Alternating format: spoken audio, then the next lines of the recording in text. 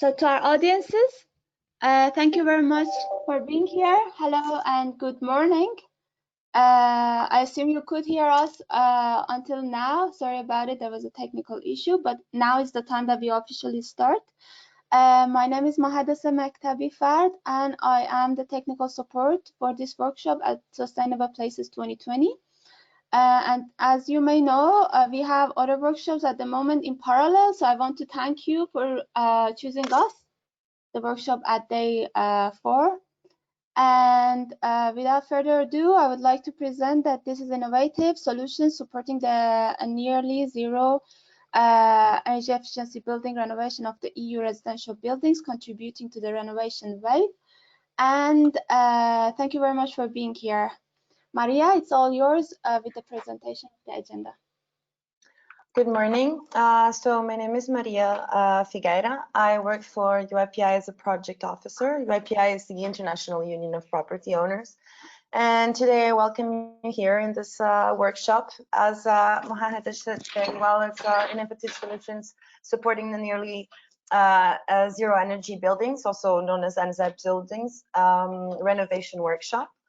And this happens in a context in which the Renovation Wave initiative is one of the cornerstones of the New Green Deal for a more sustainable Europe. And in this workshop, we will see how this renovation wave can be boosted through structured and holistic approaches that have been implemented through 4 projects under the program Horizon 2020. That use specifically developed innovative solutions which will support and accelerate, hopefully, the NZEB renovation in Europe. So the 4 projects that I mentioned are ResBuild, Recost, NZEB, Step Up, and Drivo. The chair of this workshop is Michele Valvallo, which is here with us today. And all projects present don't only offer new technological solutions, but also offer innovative ways to address some of the known barriers to the wide implementation of renovation. And they also offer recommendations. The goal is to empower the end user to participate in the wave and to create varied solutions that are understandable, simple, fast, and affordable. And so this is the common goal of these 4 projects, and trying to ensure that this innovation can reach to all stakeholders and concerned sectors. So talking a bit about the agenda today, as you can see on your screen, the agenda is shared. So this workshop consists first of 6 30-minute slots. And so we will start by setting a policy background, and then each project will have a session within. And then there will be a time for questions and answers in case you have after the project's presentations. We will have a coffee break, and then there's a panel discussion where it's the opportunity to discuss several projects and topics. And we are counting and hoping to hear your feedback. So I will start introducing the first slot. So the first slot, which gives you an overview of the European Renovation Wave, and sort of says the policy background, will be presented by Mr. Eleftherios, and I'm sorry if I pronounced it badly, Boudakis, which is a policy author at DG RNE. He has a PhD in energy efficiency in buildings from the Technical University of Denmark, and he's working as currently managing the portfolio of 21 Horizon 2020 projects founded by the Energy Efficiency Buildings Public-Private Partnership, among which NZEB, Recost, and ResBuild are included. Good morning. Good morning. Can you hear me? Yes.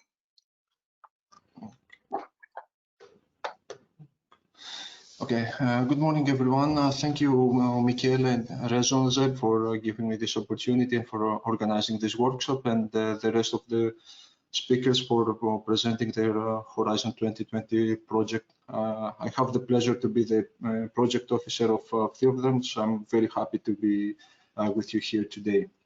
So in my presentation, I will speak about the Renovation Wave and some Horizon Europe initiatives that we are preparing related to buildings and the construction sector in general.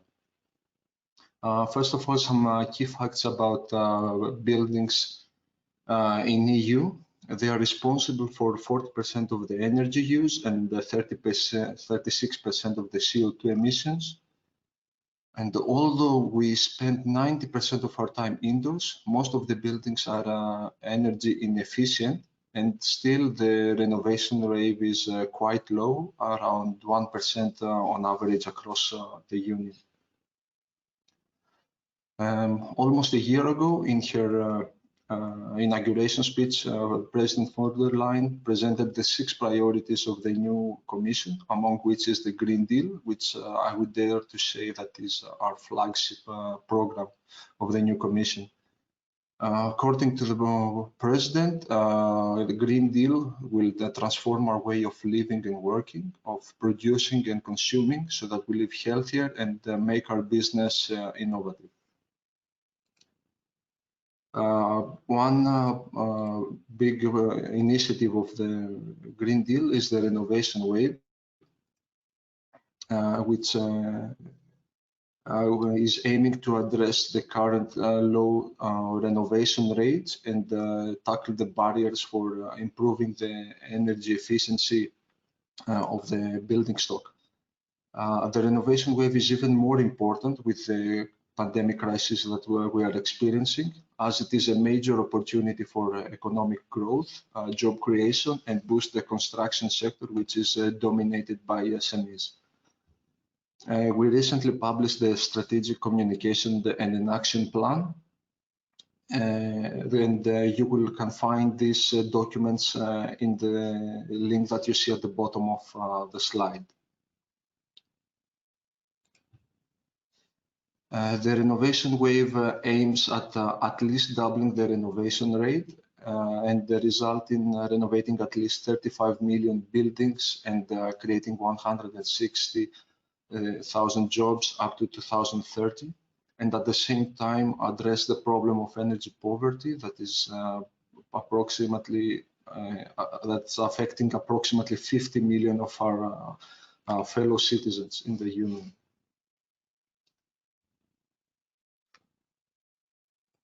The priorities of the Renovation Wave are stronger regulation and standards, accessible and well-targeted funding, increasing the capacity of the workforce, the creation of sustainable construction products and services, and the establishment of a new European Bauhaus, aiming to merge the aesthetics with the utility and ensuring that the result, apart from practical, will also be appealing.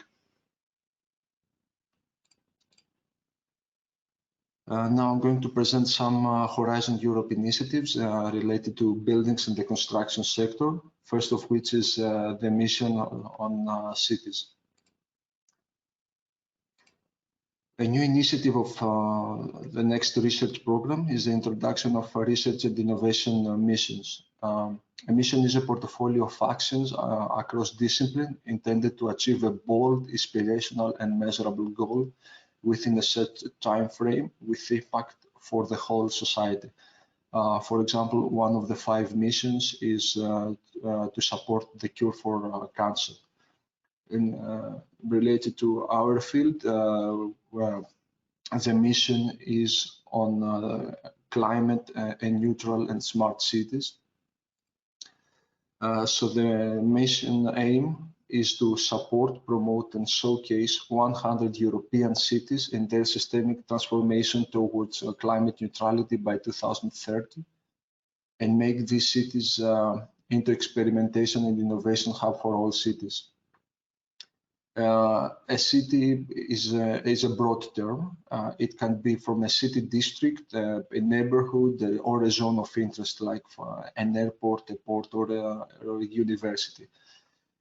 And the objectives are to build a multi-level and co-creative process formalized in a climate city contract, help cities access the financial means to achieve the mission aim, and create synergies with and between existing European climate initiatives and stakeholders. The final report of the board was published in the European R&I Days end of September, and is accessible at the link that you see at the bottom of the screen. Another initiative of Horizon Europe is the Build for People public-private partnership that is a continuation of the energy efficient buildings PPP that is finishing with the end of the Horizon 2020 program. So the current PPP on energy efficient buildings, the partners are mainly from the construction sector, and it was focusing on the energy performance of buildings. So all the actions that they supported were related. They were about design, advanced material, construction processes, heating and cooling technologies, some up to some degree digitalization, and so on. The next initiative, though, is more holistic. 9 DGs are involved in drafting the work program to have the people in the center of the program. So it's the scope is decarbonization, sustainability, and better living. And the partners represent various actors across the whole building value chain. The focus will be primarily on the renovation of existing building to support also the Renovation Wave. Another initiative in the Horizon Europe program is what we call a new way to build. First of all, some key figures about the construction sector. It creates 9% of the European GDP. It is responsible for 18 million direct jobs, and it consists by 95% of SMEs. But several member states are facing a labor shortage, and the sector is facing a low degree of digitalization, as it is one of the least digitized sector. And in a recent survey, 93% of construction industry firms confirmed that digitalization will affect every process, but yet only 6% of construction companies make full use of digital planning tools like BIM. And all the building material firms believe that they have not yet exhausted their digital potential.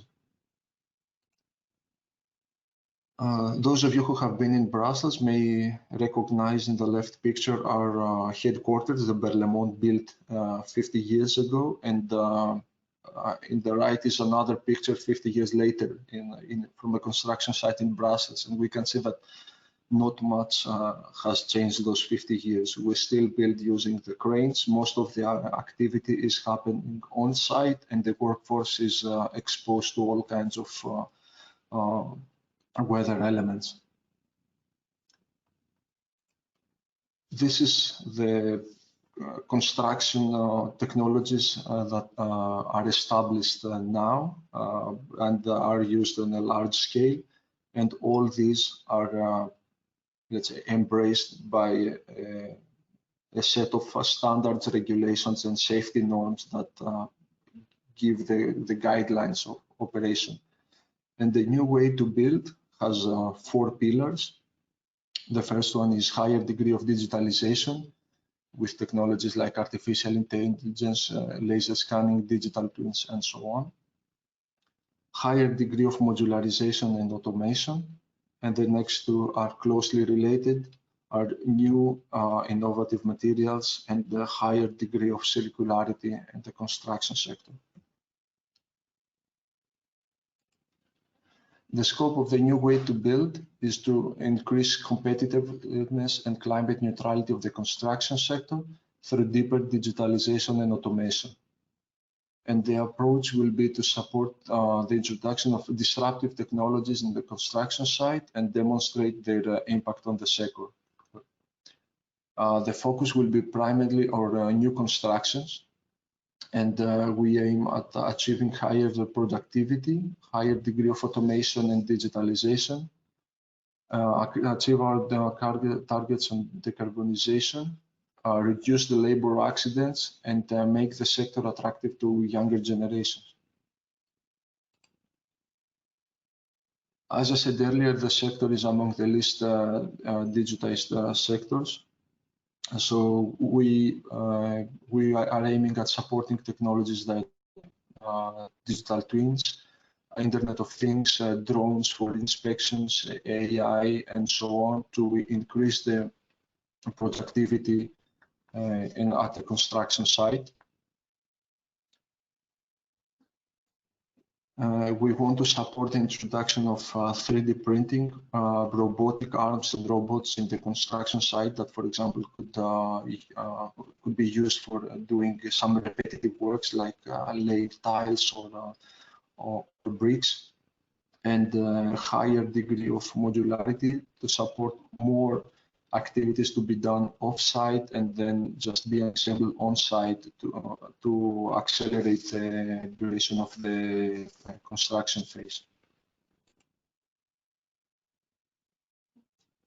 We will also support the utilization of construction and demolition waste, better management of construction materials and resources, and the creation of new innovative materials with better properties that all together will achieve a circular economy in the built environment. Thank you very much for your attention. Thank you very much for this overview. Next, we will hear an overview of the project RENOZEB that will be presented by Michele Valvallo, which is Master of Science Environmental Engineer and Research and Development Project Manager, and also coordinator of this project RENOZEB. Hello, Michele. Hello. Do you hear me first? Yes. Do you see my desktop? Yes, we do. Hello. Okay, so let's start. I'm going to introduce to you the project RENOZEB, is accelerating energy renovation solution for zero energy building and neighborhood. I have 10 minutes. I will try to stick with the time. Let's start for the general review of the project. It is a project that started in 2017. It belongs to the energy efficiency building call. It will last 48 months and it will end in August 2021. We have 90 partners. You can see the logos on the right side. We have 3 demonstration buildings. The first one is a testing TRL6 demonstration building. The other 2 are real residential buildings. The first one in north of Spain is a public residential building, and the second one is a big residential private building in Estonia. And also we have 3 virtual demonstration buildings. Is one office, 1 residential, and 1 big shopping mall. The objective of this project is achieving 16% of cost reduction in renovation, 60% of reduction in energy consumption after renovation, and time reduction during the process of renovation of about 65%. The context, the reason of the project.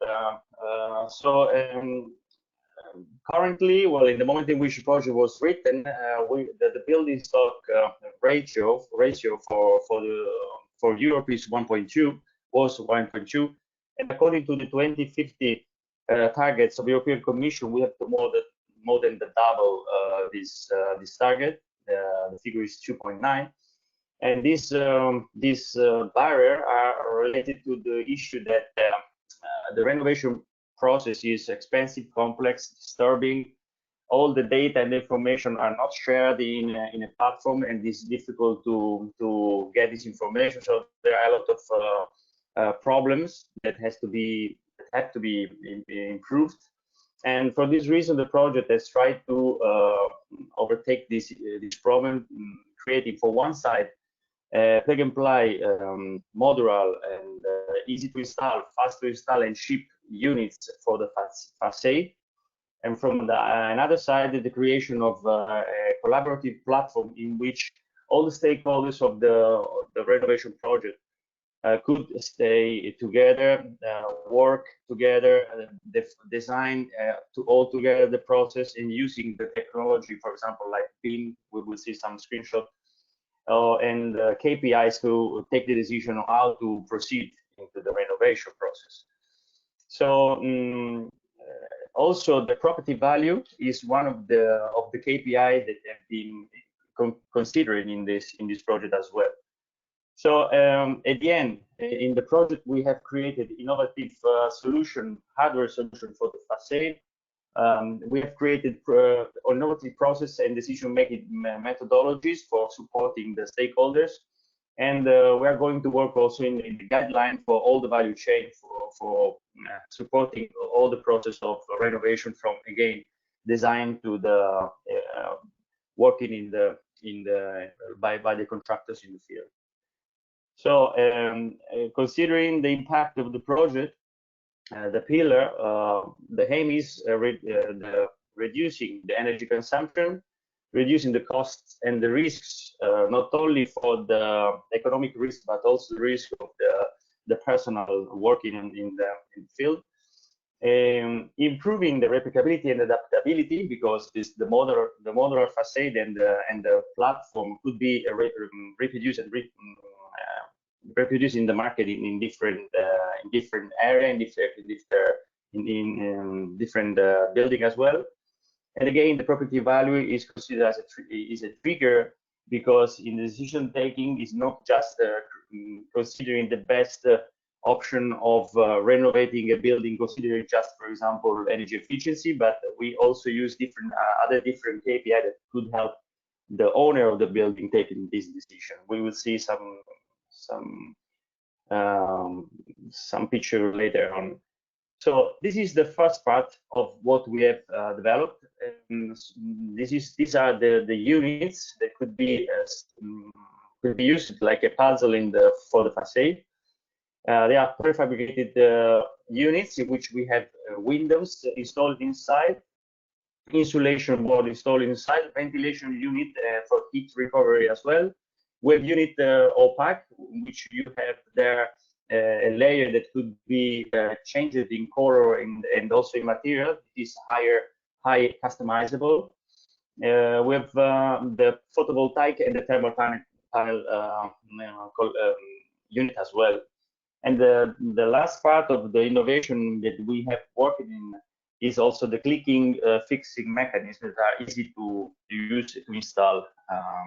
We'll make some video about that, and we are in the process right now of starting the work in a pilot real renovation in a residential building, and we have shared this video, and we are in the process of supporting the contractors on the field. Here you can see some picture of the modules, the real units, and the mock-up on the right side of it that we have assembled in Foki company that is the responsible for it. And yes, for another side we have the software part. This is some screenshot from the collaborative platform.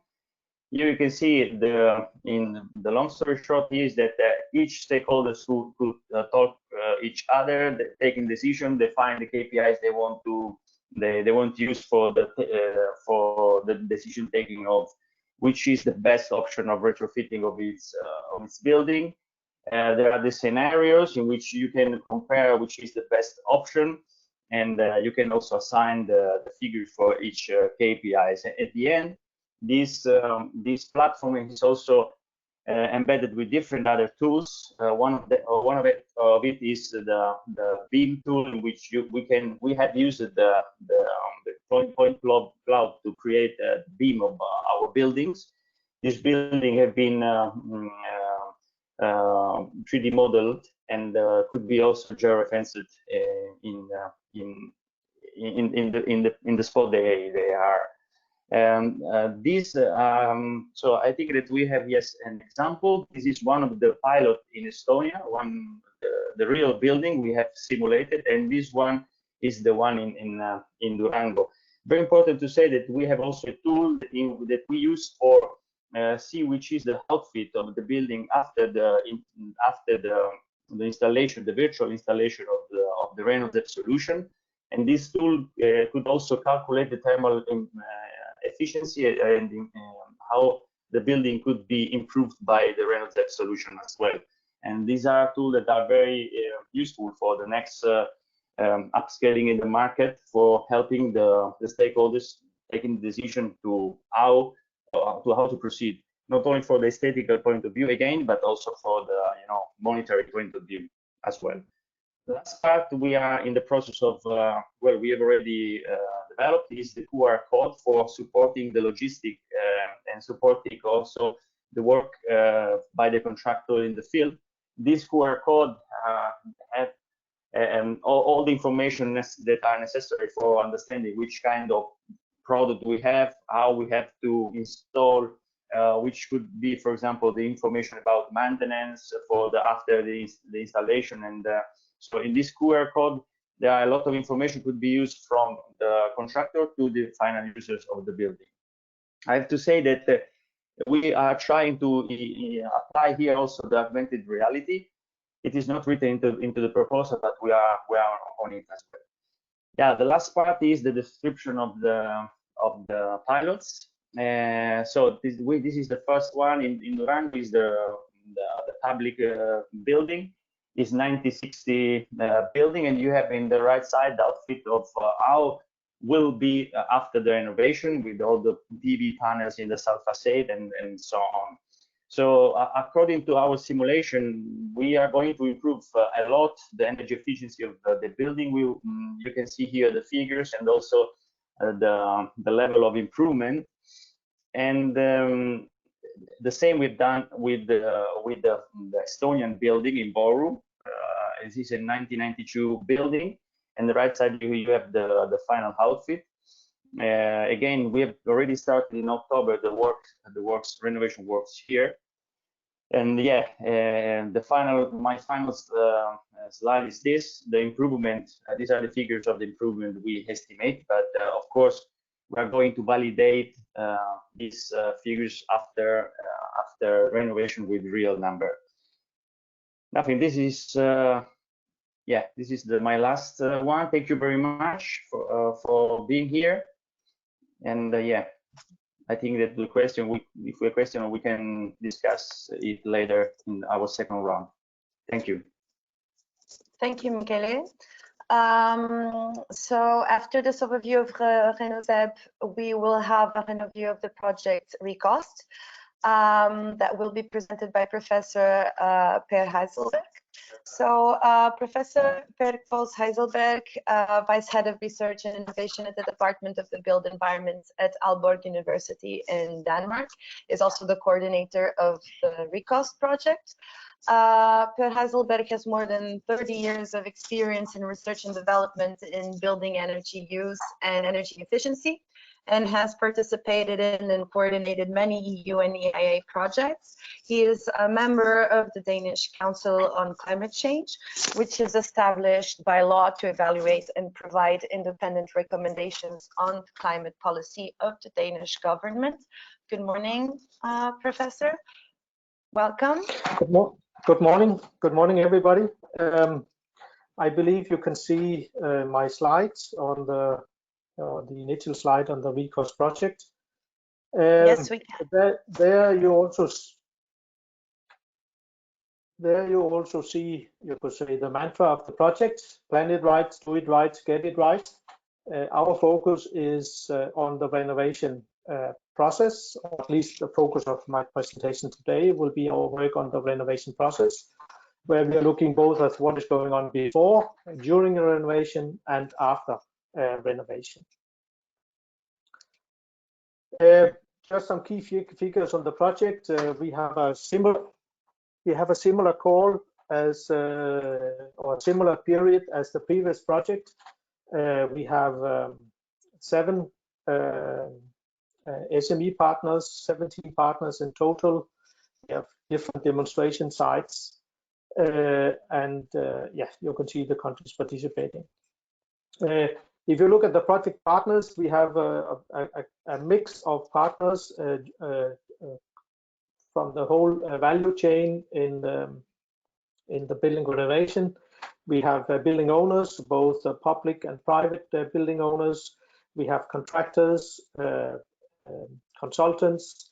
We have companies providing technology, providing management tools, and we have, of course, also some academic and research partners. So we have a mix of partners which cover the whole value chain. This shows the context, or the specific context of this project. And if you look into what is the role of building renovation in this green transition that we are a part of, we are focusing on a holistic view. And of course, from a society point of view, the main focus of renovation is to save energy, to provide a more cost-effective green transition. But if you look at it from a building owner's point of view, typically the energy savings and energy efficiency is not the main driver for renovation of existing buildings. So this means we have to look into these other drivers, improving building quality, improving living quality, improving functionality, as these are the key to the building owners. Then we are looking at what we call cost optimality on system level. So this means we are looking at what is the relative cost of achieving energy savings and what is the relative cost of producing energy by renewables. And we are trying to find the, you could say, the socio-economic balance between savings and production. So we don't invest too much in savings if we could have produced the energy by renewables in a cheaper way. Looking into what is going after renovation, we have a focus on actually realizing these energy efficiency improvements and energy savings that we expect. We all know that we have what we call a performance gap. So we have a difference between what is realized and what we expect, and we have to try to minimize this difference. The last issue that is a focus of our project is actually the integration of energy use and energy production, and how buildings can assist in say incorporating more renewable energy production into the system, and solve some of the issues that are problems. Yes, this gives a total summary of the project. The objective is to develop a refurbishment process, delivering, you could say, customized scenarios for end users. We have a number of solutions that we focus on. We are developing a refurbishment assessment platform where we can handle the whole process. We have worked on integrated project delivery, which mainly focus on how to optimize the construction and renovation process. We are looking into intelligent energy management systems to reduce or you could say to achieve energy savings in the operation process and ensure optimization of the performance. We are looking into different technologies in our retrofit kits, where we are developing modular technologies to be used in renovation. And then finally, we also have what we call a business case kit. Of course, we focus on doing the renovation as cost effective as possible, but on the other hand, we also have to ensure that there is a business case for the building owner in the end. And this is illustrated, these different aspects are illustrated in the figure on the right, and where you also can see that in this process we focus both on cost and time efficiency, energy efficiency, comfort and health, and the environmental impact. Looking specifically into this web-based assessment platform, we have an open platform where we can interact with different tools. This can be tools used in the auditing and monitoring of the situation in the specific buildings. EcoSolution is a tool looking into different renewable energy production options and how they can be applied. EPQR is a tool where you can analyze different renovation measures and actions. And we also have incorporate some tools to calculate the life cycle analysis of these actions and the life cycle cost of these actions. And the platform is open, so we can also incorporate, you could say, other external tools into this platform. And the idea is, by combining all these tools, that we can create renovation scenarios. We can rank different actions, see what is the most cost effective. We can create scenarios, we can evaluate scenarios, and then we can deliver reports to building owners on different options, so they can make the decision on which scenarios fits their purpose the best. Of course, making these cost-effective renovation process is only one side of the coin. When you are looking into a business model, there is a lot of other issues that needs to be in place before it will be attractive for the building owner. So this means we have developed a kind of business model kit where we try to establish methodologies and guidelines for building owners to analyze the situation, the specific situation. So these are some guidelines about what are the stakeholders you should take into account, what is the context of the project, will and in renovation and increased quality of the building also lead to a possibility to increase the rent. In some cases it will, in other cases it will not. So you need to see what is the potential business after the renovation to make the evaluation. And of course, we look into the technical assessments, we look into the financing, what is the possibilities and options you have, and then we have some methods and tools to investigate how can we combine all these things into an optimum business model. And this then leads to guidance for the building owner, action plans or scenarios, what to do in order to carry out this improvement of the quality of the building. In investigating the cost in the buildings, we have a specific process where we first of all look into owner and user requirements. We have an auditing process. We do some reference calculations to know exactly what is the state of the building and what is the requirements and opportunities that building owners have. Then we look into these different single actions, technical actions we can perform, either to provide energy savings to the building or for renewable energy production. And then we can rank these different actions according to their cost efficiency profile. And then after that, we actually make these combined scenarios where we try to balance energy efficiency measures and renewable energy production into some optimum scenarios that then can be decided upon. I'll not say much about technologies, but in the project we are also looking into different technologies which are related both to energy savings, to renewable energy production, to intelligent energy management, and so on. So we are looking into technologies with different characteristics. We are testing technologies and this renovation process tool in 4 demonstration sites in 4 different countries, all focusing on residential buildings. And here are just some pictures. The first one is some pictures from the demo site in Switzerland, and the lower one is just some pictures from London. This is the team. Thank you very much for listening. Thank you very much.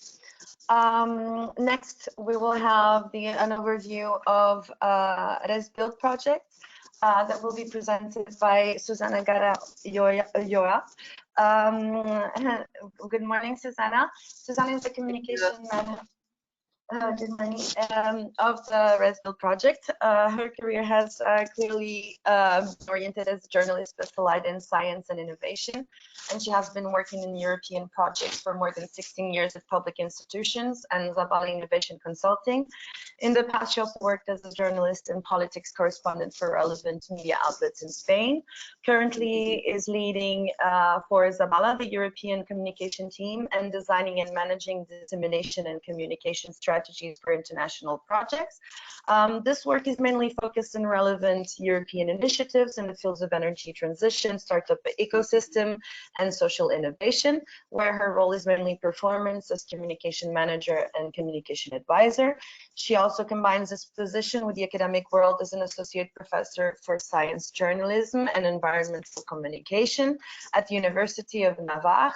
Susanna, I'll give you the floor. Thank you for the introduction, Maria, and thank you to my colleagues for the presentation, and also for the introduction about the Green Deal and the sector. It has been very interesting. So I am going to try to offer a general overview of the ResBuild project. This is our claim towards an innovative and collaborative refurbishment ecosystem for Europe. So this is how I structure my presentation. But the main aim of the ResBuild project is defining a collaborative refurbishment ecosystem focused on the existing residential building stock in Europe. So the near zero energy building methodologies are key enablers to support also the renovation wave, of course. This project as an innovation action has a grant by the European Commission of almost 7 million euros. We started the project 3 years ago. Will be run for 4 years, but due to the COVID crisis, we are going to extend the project for some months more. Okay. So our objectives are the energy reduction, at least the 60% of primary energy, as a result of that 3 strategy. Combining the modern sustainable architecture of near zero energy building the same concepts, and also the time saving. This is very important for the refurbishment. We would like to have at least 30% of time saving in time in comparison with a traditional refurbishment process, and also a rapid payback. This is also very important. A rapid payback period, maximum 12 years of the best retrofitting technology package installed in the residential building. So the technologies that we are applying in the ResBuild project, working with different big companies and also small and medium companies, mainly based in Spain and in Italy, is to combine these technologies that you can see here in the scheme. That are going to afford to reduce the energy savings and achieve our goals. And we are going to apply these technologies in different demo building scenarios with different climate and different characteristics. One of the scenarios is based in Madrid. It's a typical house built more or less during the second part of the 20th century, so are old houses with a problematic different to other places. Most of the owners are also suffering energy poverty. We have at the right house building located in a small town in Venice, in Italy, with other problematics, and also plot of apartments located in Oslo, in Norway, with a different also social characteristics as also the climate. So we are going to try to combine these different technologies in the 3 different scenarios, and we are trying to see how is performance in every one of them. Okay, so one of the important characteristics of the project is the engagement and the public participation, because we are conscious that the local communities need how to understand how the technologies are going to performance and why they are useful for them. So we are working together with the municipalities, with the local authorities, with the local associations, and with the neighbors. Okay, for us it's very important because they have to be involved in the decision-making processes since the beginning of the project, of course, and also trying to involve the policy making. This is important. So we have also designed a program in which we have identified the best practices in IoT in Europe, also with the involvement of the stakeholders of the whole value chain of the building sector, and also offering them to the stakeholders a training on due diligence and sustainable development goals. You know that there is going to be a directive focus also on due diligence and human rights, and this affects also the value chain of the building sector. So this framework of collaboration for us is key, and also we are advancing that the Green Deal is going to demand. Okay. So the education and training for the specialists is also one of the key components of the project. So we are working for that with the University of Nottingham. I am going to speak later about the partners of the project. And this training will be focused in the combination between traditional approach and also research and develop collaboration programs with the students and also the research and universities, okay? And trying to use the gamification and the understanding on the ICT tools that will be implementing during the project. So this is the work plan that we are implementing in Red Pill. The first work package is focusing the definition of refurbishment methodology requirements. The second one in advanced technologies for housing renovation. We are going to establish also a collaborative refurbishment ecosystem based on agile project management tools. The work package 4 is focused on the demonstration and the 5 in the monitoring of how is the performance, and of course a profitability analysis and investment model definition, the business models and the replicability and impact assessment. Okay.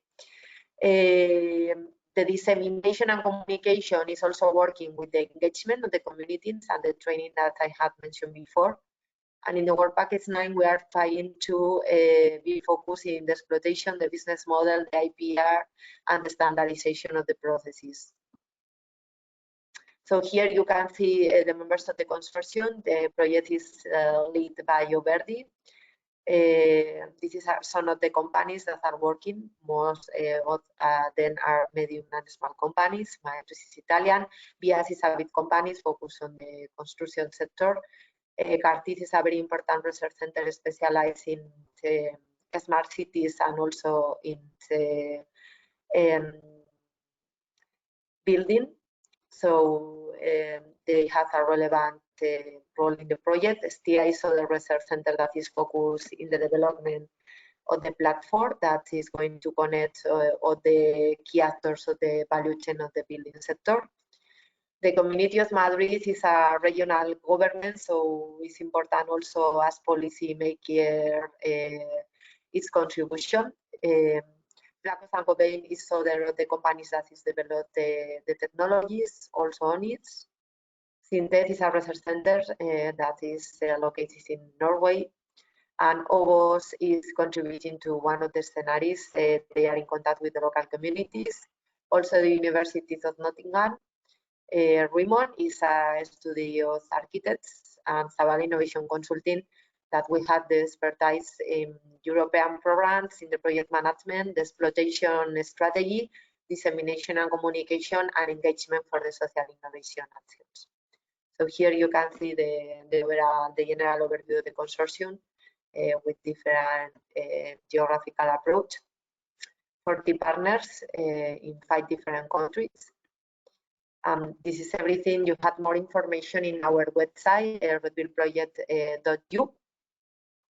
And also you can find different materials, the public deliverables, and you can also follow us in the social media channels, mainly in Twitter and LinkedIn. Thank you very much, Susanna. Thank you for this presentation. Next, we'll hear about Project Drive-O that will be presented by Anna Tisov. Anna Tisov, Master of Science Civil Engineer and Project Leader at Howhand Engineering and Consultants. She's also the coordinator of the Drive-O project. Good morning, Anna. We cannot hear you, Anna. I think you're muted. Sorry. Yeah, can you now hear we me? can hear you. Yes. And also my screen in a full mode? Yes. Yes, we can. Okay, thank you so much. Yes, so I will present our project Drive Zero, which gives a bit a different perspective to what has been said so far, because it also brings in the dimension of circularity. And as we heard in the introduction from Azmeh, it's also now being the circular economy within built environment is an important integration that we should look at in the coming years in order to really bring our building stock to real decarbonization and real energy efficiency. So here are just some facts about the current built environment practice. So as was also mentioned previously, that 40% of final energy consumption in EU is it's due to the built environment. And also furthermore, our buildings are emitting more CO2 than any other sector, where embodied energy in buildings account up to 60% of the total building's life cycle energy, with collateral embodied CO2. Furthermore, 50% of all extracted materials are attributed to buildings. Especially this is a number that's oftentimes not spoken. However, furthermore, also the waste stream from construction and demolition is one of the heaviest and most voluminous waste stream in Europe. And it's also more than 3 times as much as the household waste. So it's not a surprise that also European Commission is now putting more pressure and focus on implementing also circular economy principles within the construction sector, and especially now with the new ambitious Renovation Wave initiative. This is also one of the key principles to be followed in future. Unfortunately, in common practice around Europe, we can still see buildings like this when it comes to demolition. And even despite the fact that oftentimes we can hear that saying that 98% of demolition from construction is recycled.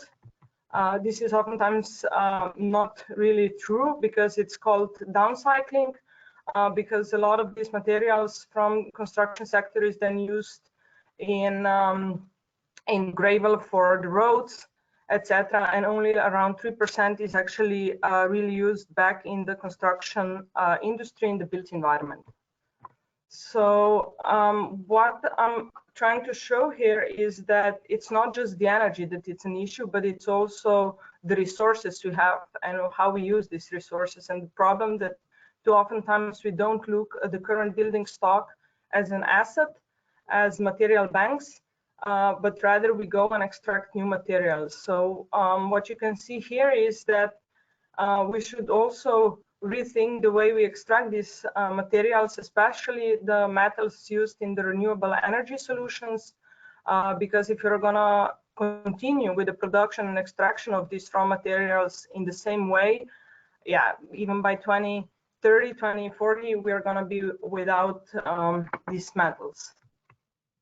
So yeah, then the question arises, is this the way? Of course, yeah, not. But how to now really integrate this thinking of the circularity within the built environment? This is something where our Drive Zero project scope or concept comes in. And within the Horizon 2020 program and the call for decarbonization of the EU building stock, European Commission was looking for such innovative solutions which can help changing the market within building renovation. And we heard quite some those innovative technologies in the previous presentations. But now I will show the innovative approach of the Drive Zero project that has been, that started last year. So right now we are a bit more than a year on its way, and it's a 4-year-long project. So we're going to end in end of September 2023, and combines partners from all over Europe. We are with 20 organizations on board, which is from industry. So we have solution providers. Then we have different research institutions, universities, European umbrella associations, architects. So with quite a wide consortium, we are tackling this topic. And it's not just about technology developments, it's really also about new methodologies, because oftentimes we hear about circularity or circular buildings. However, it's still not really an established methodology. So oftentimes you can also come to greenwashing. So here it's also really a pure research on the real assessment methodologies that can allow us assess circularity potential within the buildings as within the technologies. And then, of course, we are also doing technology improvements and validating those in real-life environments. So first of all, what is really important is the basis of the definition, what we call circular renovation. And this is really our definition, which, of course, in reality, it's not that we are fulfilling this definition fully in most of the cases. But what we really call circular deep renovation is it's renovation that it's really based on renewable energy. So it cannot be called circular solution if it's based on the fossil fuels. And furthermore, it's about materials used within the system boundaries as part of infinite technical and biological cycles. So here about infinite, most often if we talk about circular solution, we're talking maybe about one cycle or even not that, what I mentioned, downcycling, it's quite common. And at the moment, there is quite a dominance on technical cycles, so on the technological solution, and quite an underrepresentation of biological materials. And also what we are also, of course, aiming for is that its lowest quality loss as possible, so that it's really within cycles.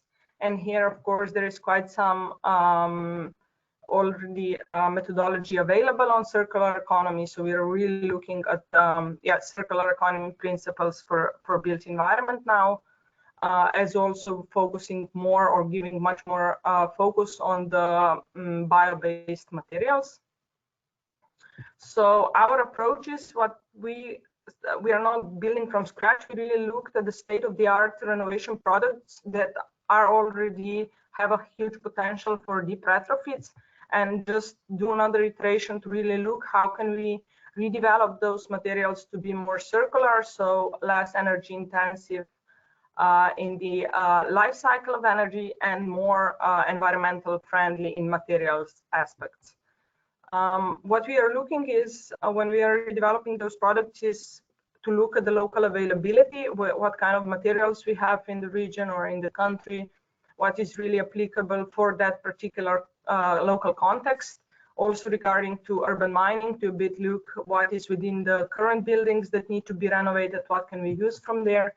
As I mentioned, then really focus our emphasis also on the bio-based materials and components. And as it was also mentioned in the morning in the ASMA presentation, to really look also at prefabrication, modularization, in order to bring down further the production cost, and also, of course, eliminate the waste material from production already itself. And of course, to really optimize the whole production process by BIM. Then furthermore, we are also looking at developing consumer-centered business models, and furthermore also looking at providing occupants with attractive and understandable information on the total performance use, because as we heard already in Professor Per's presentation, for building owners, energy efficiency as such is not so important, but it's really about the added value for their comfort at home, for their indoor environment. And then in the end, we are, of course, based on our demonstration cases, we're going to provide some evidence of performance of these solutions. Also, what here it's what we are emphasizing is the local driver, so that we really look for typical buildings and then look what kind of solutions, circular solutions, could be applied on a broader scale in the same environment or in the same local context, so that we can scale across. Then just about the conceptual model that is considered in all our deep renovation solution developments. So as I mentioned, the first and foremost important for us is really looking at the local geomaterial areas and implementing urban mining and material banks. Especially here to look for the availability of the certain more technical materials or metals.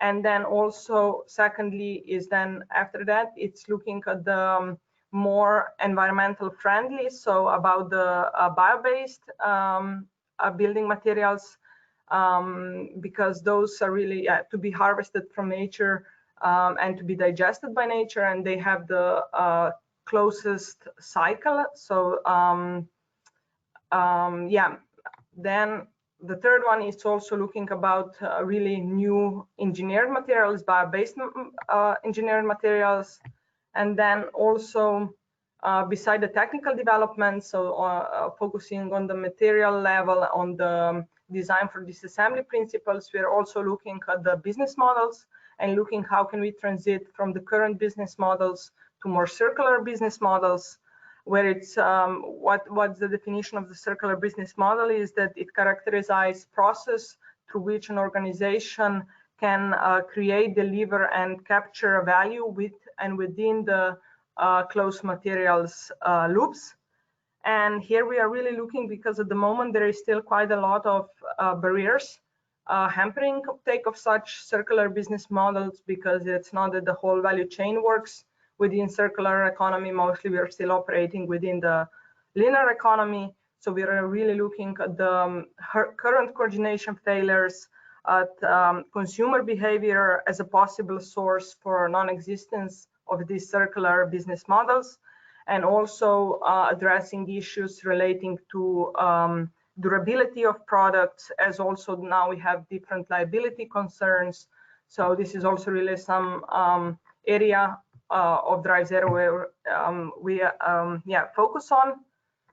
So as I mentioned, we are taking market-ready solutions, quite state-of-the-art solutions available in the different countries. So for the Dutch case, we are using the Webo free facade solution. It's a prefab element where we are looking how can we reduce a certain number of components within that element in order to ensure circularity, as also looking for materials with a lower carbon footprint. Then we have Timbeko, also prefabricated panels. This is in Estonia, a country that has a lot of wood, a lot of forest, and they are also using wood in their prefab panels. They are looking for also innovative solution with PMP, plug and play connectors, in order to ensure also how the solution will be taken off after its lifetime. Then Factory Zero, integrated HVAC installation units. Here they are also looking how can they downsize the current unit, how can they reduce the number of components, as also to again also investigate whether they can use some other material that is more environmental friendly. Then Aliva, this is quite an interesting technology that we have, because it's Aliva is an Italian company and they are producing cladding panels, and they are using aluminium. So of course you can have a whole discussion whether aluminium is really a circular material. However, despite the fact that it has high embodied energy, if it is applied in a circular way, it can be really of course it's durable, plus it can be reused easily or recycled if necessary. So, and then as last we have for Slovenian case, we have Knauf insulation with their ECOS technology. So this is a technology where they are using as a binder bio-based binder, so they are avoiding using formaldehyde, which is also not good for our health. As also they are using, they are reusing the rock mineral wool from construction sites. So it's also about reusing and recycling old mineral wool and looking how can they achieve the same quality. So as I mentioned, each demonstrator or each industry is connecting with a demonstrator in order to test our solutions. And we have quite common types of buildings that are common in that particular country, so that we can see that it's going to be easily replicable and has a potential in each of these countries for renovation market uptake. And yes, what we see is really that, especially in the field of circularity applications within the within the built environment, it's really important that different stakeholders communicate among each other, because this is really we need policymakers, we need technology providers, we need business developers to really rethink our way of working within the built environment so far, and look for more long-term interdependencies, which is needed for real circular uptake. So yes, that would be it from my side for now, and of course we will have time after the break to address all the questions or have a more thorough debate. Thank you so much. Thank you, Anna. Thank you for your presentation. Next, we'll have the last project presentation, the last slot that will be presented by Giulia Barbano. Giulia Barbano is building engineer with over a decade of experience in European research projects. As a project manager in IES, she is also the coordinator of Step Up project. And I'll give you the floor. Giulia, good morning.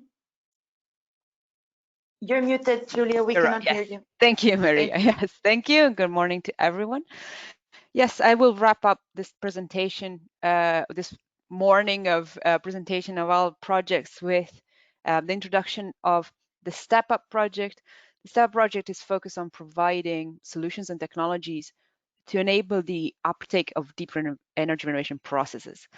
And a core important thing is that the Step Up project was funded under the changing the market topic in 2018, and this is the core concept of the project, and I will refer back to this over and over. But just to give you a very short overview, we are looking at 3.5 years of project starting. We started just last year, so we're now slightly over the first year, and we have relatively small team, I would say. We're just 10 partners. It's a very, very industry-focused consortium. We have 6 companies, 5 of which are SMEs. Then we have a non-profit organization, 1 research organization, and 2 partners representing building owners and contractors. So we have a very, very market-oriented consortium in the Step Up project. So the context and the overall aim of the Step Up project is to make decarbonization a reliable and attractive investment. This is fundamental to achieve one of the key objectives of the Renovation Wave, right? To increase the rate and quality of renovation and reach sufficient levels of decarbonization. You've seen these percentages before. We're at 1%. We should get at around 3%, right? But the technology is there. We have lots of technology that we could already use. Of course, there's a lot of interesting new development and new research on the on new technologies and more innovative technologies, but we also have products that we could use today, but it was for some reason still that renovation is not happening.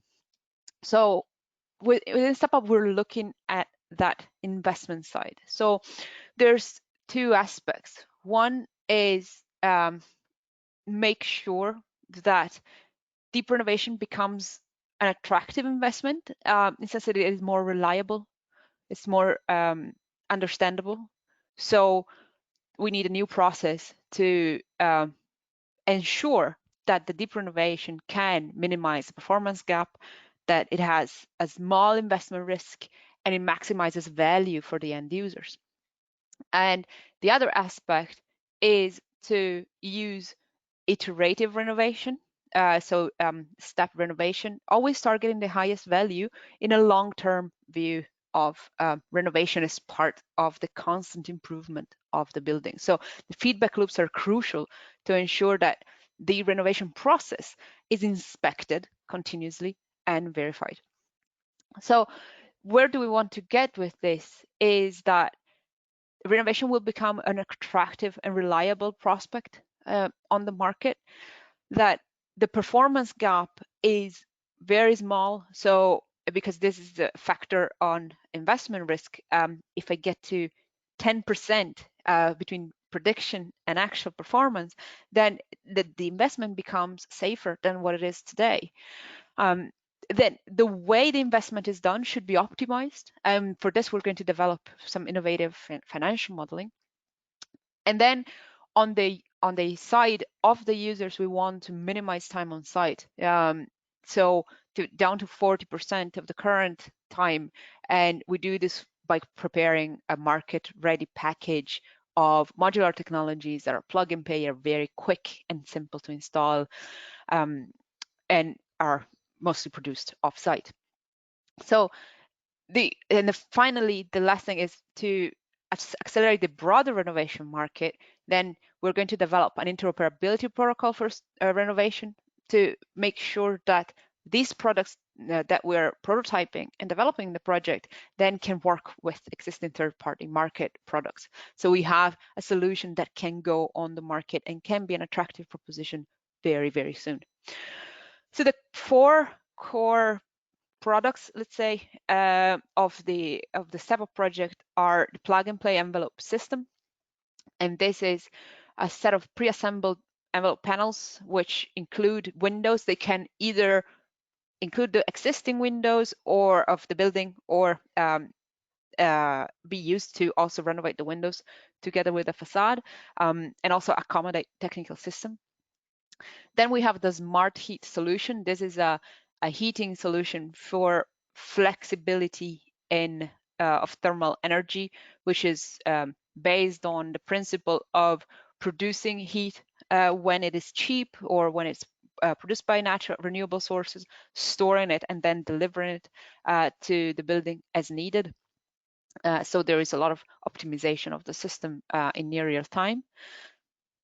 Then on the market and financing side, we're looking at innovative tools for deep renovation by going beyond the current concept of energy performance contracting to look at more advanced versions of this concept, looking at co-investment, continuous performance measurement and management, instead of it being stepped checks, of it being a continuous monitoring.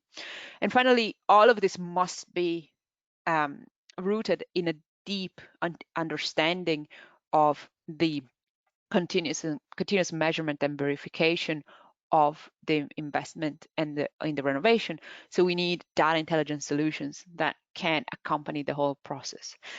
And all these elements come together within the overarching Step Up methodology or Step Up concept, which aims to look at the whole all phases of the whole life cycle of the building renovation by focusing on stakeholders' needs.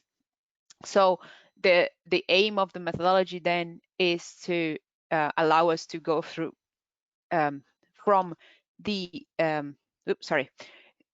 the initial evaluation of the building status. So the first thing we need to do is understand what is the highest priority, what are the biggest problems of the building.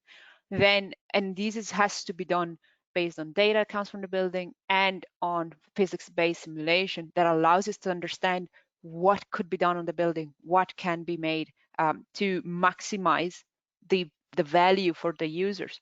And as been said before, this is not necessarily energy reduction, but it can be comfort, it can be cost saving. So those are the drivers for the users that we can address and to help them see the value of renovation. Then we use the system to set up the full process, assess potential renovation scenarios, and then identify which are the key energy conservation measures to use in the renovation. And these come from either the plug-and-play technologies that we're developing in the project, or from the third-party market of compatible products. Now, once these are chosen and deployed, they're deployed through innovative financing processes, and then we go back into building operation, which we can optimize, and the process starts again in this iterative fashion. So, where are we testing this? We have three pilots in the building, which again try to represent 3 pilots in the project, which try to represent the variety of cases that are common in the European market. So first, we're looking at public non-residential buildings. Then we're looking at rental private office buildings, which is very, very common situation. And then multifamily residential dwellings, which is one of the biggest contributors of emissions in Europe at this stage.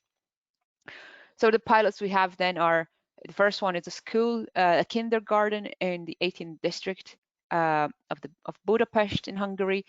It's a very representative case of the needs for deep renovation. So as many of these buildings are, it was constructed in the late 70s, early 80s. It has very significant heat loss through the roof and the walls. It's very poor insulation, which generates a lot of discomfort for the children. So this is a typical example of how can we make sure to maximize the renovation potential and impact on buildings for public authorities, which often have a limited budgets to work with. So they need to know where to invest best their money. Then the other case that we have is it's a virtual pilot. It's the IES headquarters office in Glasgow, Scotland. Here we have a situation where we have an existing building which will not be renovated, but is very useful to understand what could be the potential in cases where there is a split. There's so-called split benefits. So we have an owner and a tenant who have different benefits out of renovation and have different responsibilities on costs on the building. This is an interesting and very complex case that we want to look at more to understand what is the market strategy for this kind of buildings. And here we can do more on optimization of the building in use and improving the use of the building to minimize costs for operation.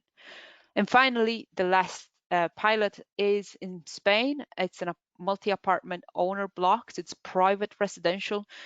It's a very complex context with as far as decision making goes, as you can imagine, because we have dozens, if not hundreds, of owners in one building.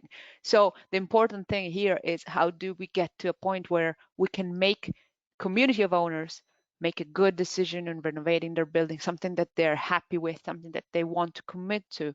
And here we're looking at one building in a neighborhood as a pilot, and we're looking for a building that has a lot of similar buildings around it to act as a lever, to act as to make it very replicable within the neighborhood at a European level. So yeah, this is the short overview of the Step Up project. Of course, you can follow us on Twitter, on LinkedIn, and visit our website for more. And of course, for any questions, just let me know. Thank you very much, Julia. So this presentation coming to an end, we finished the 6 slots with project presentations, and now we have time for your questions and for their answers. There are already some questions that have been asked, and I will read them out. Anyone that has any question, you can insert them in the question section of GoToWebinar. So first question from Matteo Zarinaga for Michele Vavallo. Do citizens endorsers have access to this platform? If this is the case, how do you ensure that non-technical citizens understand all the technical information? Sorry, Maria, Matteo sent me an update, and he's saying that he is referring this question not just to Michele, but also to all the speakers. And also he's wondering if regular non-technical citizens understand all these platforms or no. Okay, so what I will do is I will give the floor to maybe Michele first, and then to the other panelists, if it's okay. Yes. Yeah. Well, I tried to reply to this answer by written, but yes, it's better to spread the word and share the thoughts. In the case of RenoZEB and the platform we have, the platform could be open to everyone. You just need an account and a password. Of course, you should be invited into the project as well, because you will receive all the updated and the news, and you will be part of the decision taking. And the platform also contains an area where you share message and you can discuss. Now, of course, the platform supports the communication, but of course, platform could be the translation between technical and non-technical, words or conversation. In that case, we need human being filtering everything. So in the case of the one end user is implied inside the conversation, I think that, for example, architects or any other technical profiles has to simplify the wording, simplifying the conversation to let them understand. Sometime in my mind, well, I think that in one of these renovation projects, when you have involved these end users are used for requirements, are using for, make some question, more practical question, understanding which is the best designing outfit. And in this process, I think that you can share, you can have this talk, simple talk or easy to understand for them. So I mean, the platform is a mere mean of conversation between different human profiles. So at the end, it's like talking in the street, or is how you can the word you're using. So this is my answer. So the platform help you, but of course the word that you have to use are the one that you normally use when you talk with the end users. So this is how it is. So I don't know if I have satisfied the answer. Thank you, Michele. I will propose that we follow the order of the presentation. So now, if Per wants to give his answer.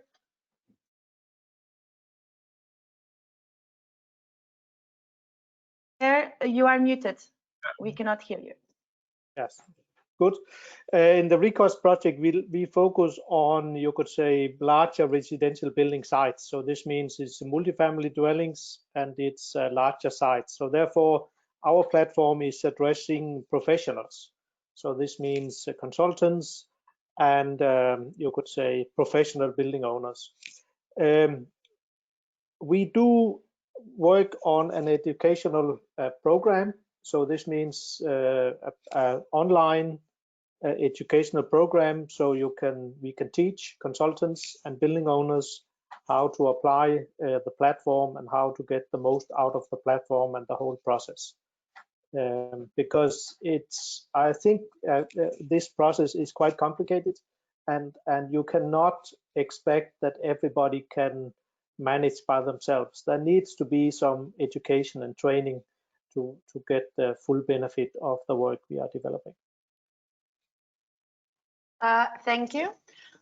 Susanna, are you there? If Yes. maybe, Sorry. great. Yeah, I had some problems with my connection, but I am ready. No problem.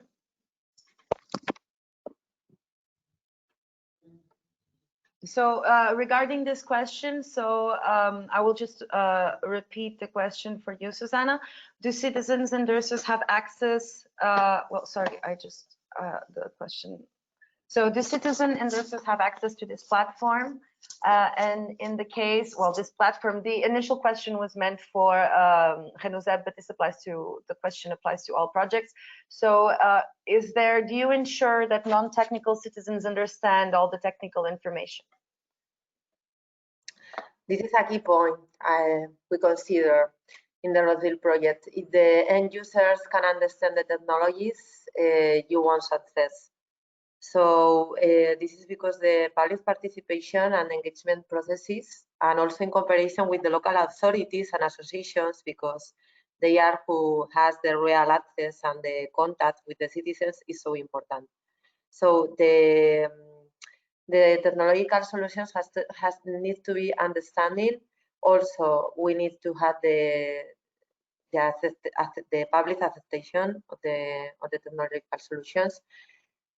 And also it's necessary the private-public collaboration for this. Yeah. So through these participation processes, try to explain in the demo sites how to work with this, why the technologies will be something that can benefit the comfort of the citizens. But it's important also to understand that it has a cost. So challenge at the energy poverty, and this has to be also facing with the help of the local administrations. Thank you, Susanna. Anna? Yeah, as also was shown in my presentation, we don't have so much focus on development of a new ICT platform or any tool like that. So what we are looking is what we have within all the pilot cases, like what's available nearby that we can use as a tool for user engagement, and to give them also provision of information on the monitored indoor environmental quality, energy performance, also just performance of the building element. So this is something that we are working with the demonstration case holders and industry developers to look what is important to know for that particular building owner. And also on the other hand, what we are now looking is actually to maybe, I don't know if you're going to set it up as a platform, but in order to increase the interest for circular applications, of course, we have these really high impactful components, the technical components in our solution, but what we're also trying to encourage is do-it-yourself circular solutions to be done by occupants, and that is something that we are now looking, that we are creating kind of co-creation tools with building owners, so they can also share their ideas. It can be just simple solutions that don't have really such a huge impact, but it's a way to engage with them, so they get more interest for circular solutions, even though that at the beginning that just means maybe, I don't know, making, instead of an old doors, they are using it as a dining table, but just to create this interest on circular applications. So this is how we are looking at the user engagement. Thank you, Anna. And last, Julia, do you want to give your answer? Yeah, in Step Up, the softer side is more focused at as I said, the investment decision making, at the detailed design and monitoring of the renovation and the whole process. So it's more for the technical stakeholders. But the important thing is that the end users, the occupants, they drive all the decisions that are made in the renovation process, right? So understanding what are the drivers, understanding what are the issues with the building as it currently is, That is the fundamental key point. So that initial part of understanding what users want is the grand stone. That is the basic, and there's a lot of different and always and often competing, let's say, requests from different stakeholders. So that is the basic that basic research that we're doing is how do we get how do we understand what do the occupants need, how do we make sure that we incorporate that feedback in the design on what are the things that for them are most important, and how to incorporate that into making an investment that has high value. And high value does not necessarily mean it's the one that saves the most money. It's the one that actually satisfies all the stakeholders the best. So that's what the way we're looking at it. Yeah. Thank you, Julia. So next question from Michaelis Cotton. Which is the relation between KPIs and the project design choices? Have you set specific consequential design solutions in relation to the KPIs to achieve? So maybe we can do the same thing and go around and follow the same order. So maybe let's start with Michele. Yes, in our case, the platform has already embedded some KPIs that we have already identified during the first part of the project in terms of quantity, quality, and yeah, figures, numbers. But in the platform, you can also configure a new one, and also you can configure different value for each KPI according to what you consider in your case. What the platform does with this KPI is afterward creating different scenario that you can compare one with the other to take the decision of what to do in the renovation project in the design phase. I've also written into the answer that you can see a video of the platform in the YouTube of the NZEB project, and we have also organized a training that the trainer almost 1 month ago, in which we train how to use this platform as well. If you need to know or you need to be more specific to understand, you can have this. You can watch the video to understand how it works. But in general terms, is how I have described so far.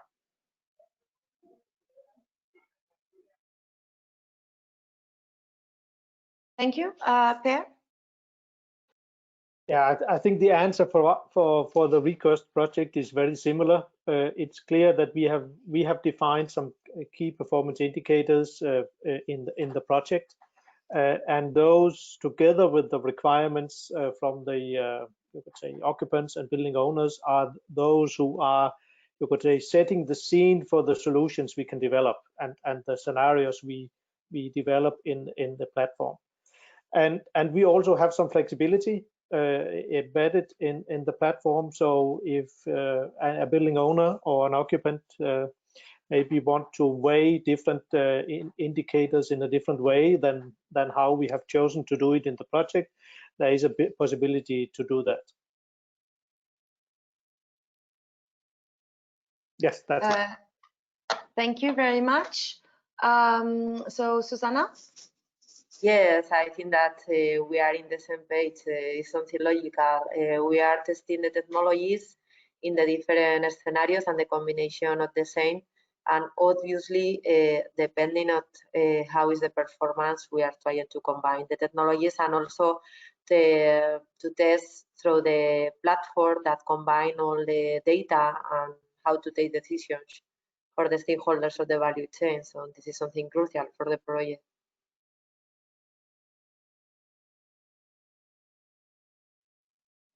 Thank you, Susanna. Anna? Yeah, I think overall we have quite, I would say, similar developments on KPIs and how they are driving our design scenarios. What is, of course, a bit different with our project is that we are also looking at circular KPIs and more elaborating on that. And that's also something that a lot of times we first have to assess, like overall, whether we even have that information, because a lot of times you even don't have information on it's not known really embodied energy of materials. especially when we were doing the benchmarking of circularity potential of existing buildings. A lot of times, yeah, there's a lot of unknown or uncertain information. So there's something that building manager can tell you that it's true, but then when you do analysis or when you do real inspections, you get a completely different picture. So I especially with the circular assessment and connected circular KPIs, there is still a lot of undeveloped or methodology. So I think there's also something that still needs to be done, or maybe more, it's not yet so well known or accepted, and you have a lot of different circular assessment methodologies coming up in different countries from different commercial companies. So I think this is something that might need to be a bit more unified. Yeah, that's maybe just my comment on that. Thank you. And finally, Julia.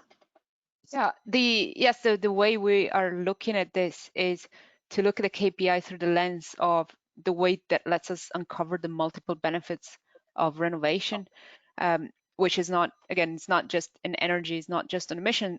And while that is the driver for the renovation wave, the way to ensure a higher renovation rates is to highlight and make visible to the investors and occupants what are the multiple benefits that they will get from a renovation process. So the KPI are a way to help us communicate and help make decision. And I think we are addressing all of this in a very similar way, all of us in the panel, by having something of a, let's say, a value choice approach where the weight of different KPIs changes context by context, because that is one of the ways you transfer the priorities for the stakeholders into the analysis that you make on your potential renovation scenario before you make decisions. So that is, I think we're all pretty much aligned on this approach.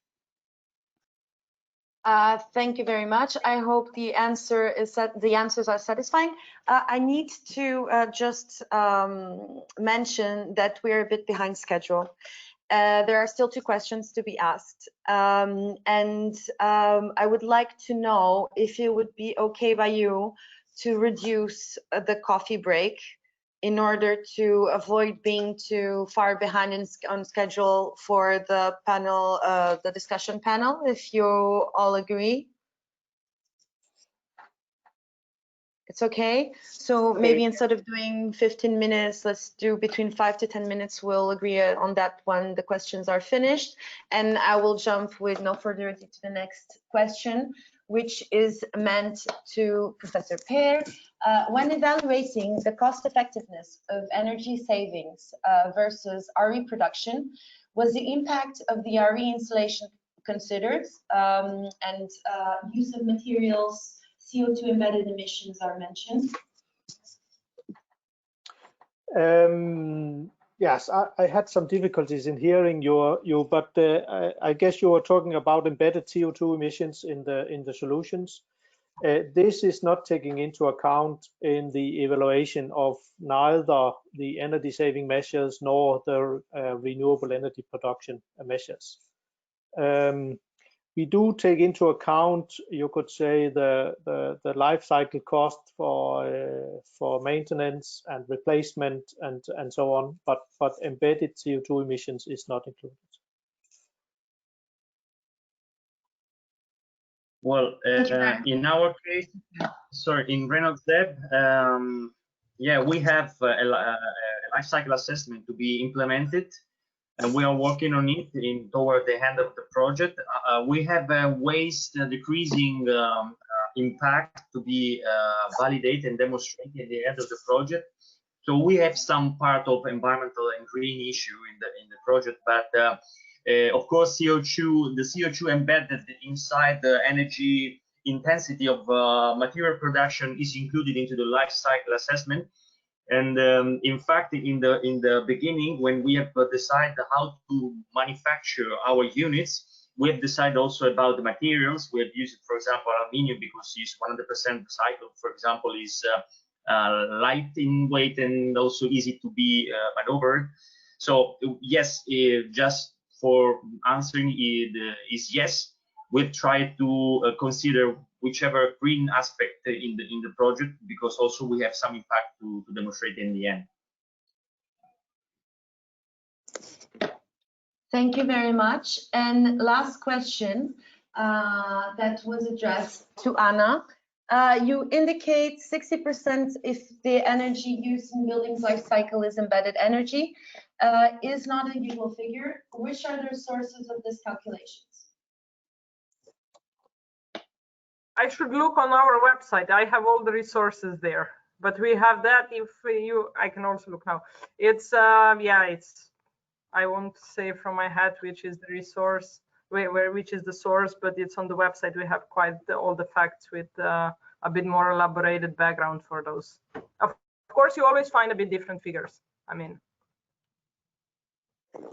Thank you very much, Anna. I would like to remind you, everyone, before we go on a break, that there are handouts available regarding this workshop in general and each project that you can download through GoToWebinar on the handout section.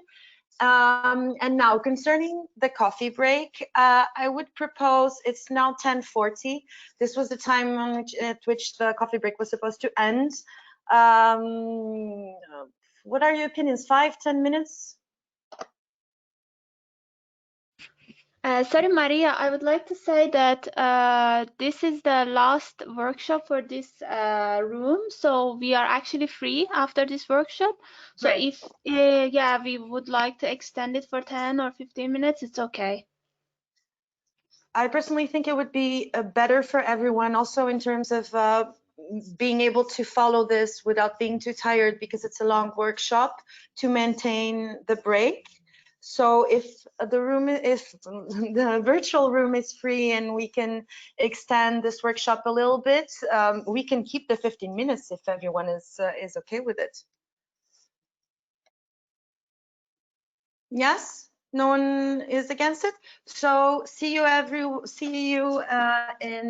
10:55. So 5 to 11. Okay. Thank you all, and see you soon. Thank you.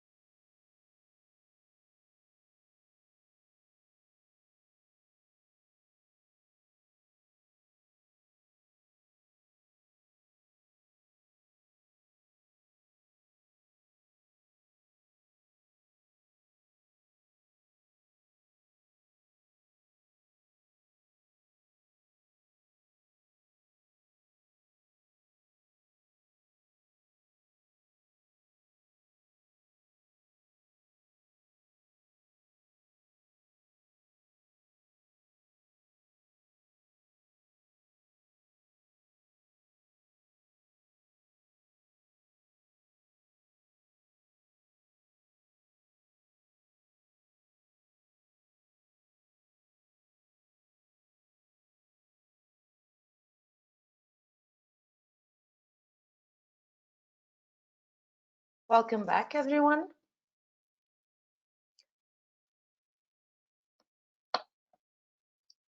Hello, I hello. would like to.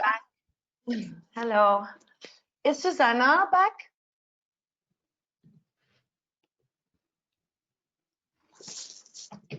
I'm afraid she's not yet. Okay. Because there was actually a last-minute question that I received as we were going on break that was addressed to Susanna. So before we start the discussion panel, when Susanna is here, I will quickly address that question and then we can move on to the discussion panel.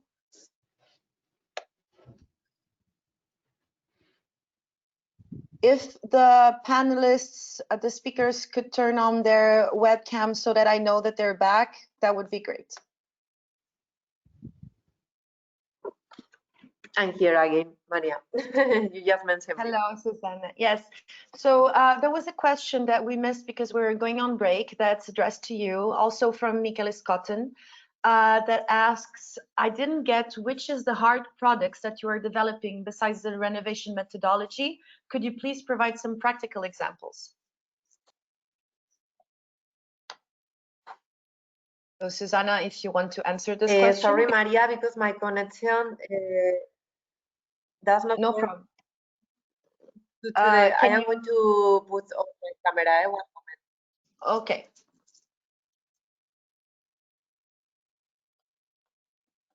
I think I can hear you now, Maria. Sorry because of that. Can you hear me now? I have with difficulty. Sorry, the connection is not working properly. Can you repeat the question, please? Yes. I will repeat the question and I will put it. I will send it to you also via private chat so that you can see or chat for all. I can hear you. Yeah. So it should be there. I just sent it, so I'll read it anyway. I didn't get which is the hard products you are developing besides the renovation methodology. Could you please provide some practical examples? The hardest, sorry, the hardest what? Hard products. It's in the chat. Products, yeah. With the technologies, we had some, not problems, but it's normal to have some challenges during the development. So we had some of them that had been very successful. Is the case, for example, of the product developed by Placo Saint-Gobain or Cartier, but with other technologies, we had to overcome some obstacles, but still is soon to say something definitive about that. So obviously are some of the technologies that are working better than others, but it's part of the process of the project. Thank you, Susanna. So we will start this discussion panel. Just to introduce this discussion panel, so the idea is that through the discussion, we will discuss the alignment of the projects that were presented today with EU policy, including development of a new mindset towards renovation, stakeholder engagement, and with the presented concepts and tools, and identified challenges and potential. There are 5 topics in agenda. So the first topic for this discussion is current barriers for the renovation wave. So the question that I will address is, what is, in your opinion, the main barrier to renovation? There are 4 options, so we invite all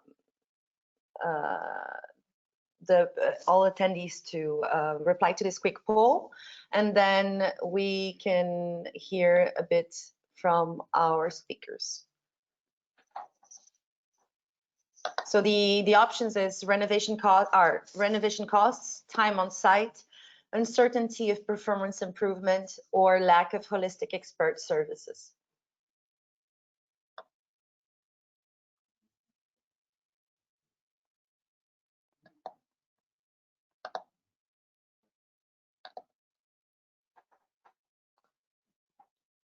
So by now, 24% voted, 41%.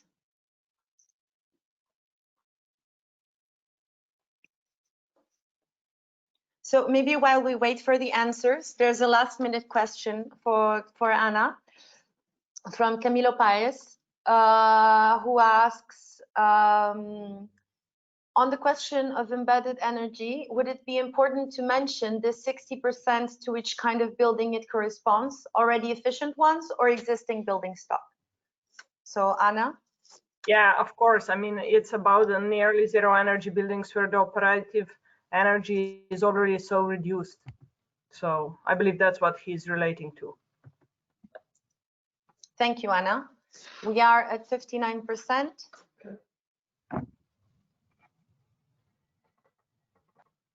We will close the poll now.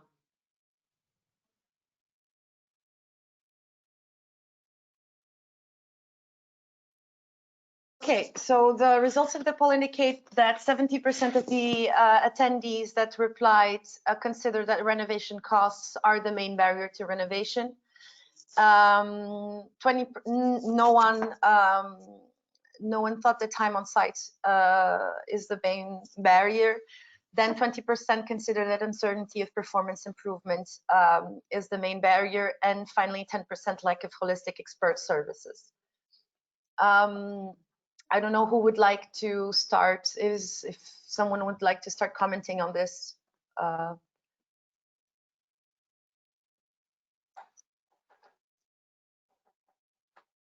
would like to start. we all have some ideas. Okay, ladies first then. Okay. What do you think? Julia.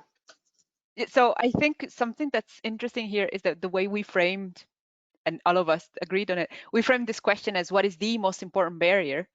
I think it's interesting because all of them are relevant barriers, but one of them was chosen as clearly the most important one. So I was a bit surprised, I have to say, to see no one thought time on site is the most important barrier, because I think many of us find that is actually a common obstacle, but it's clearly not as relevant as cost as a barrier to actually deciding to renovate. It may be a secondary barrier that is problematic. So I think that's an interesting feedback to get.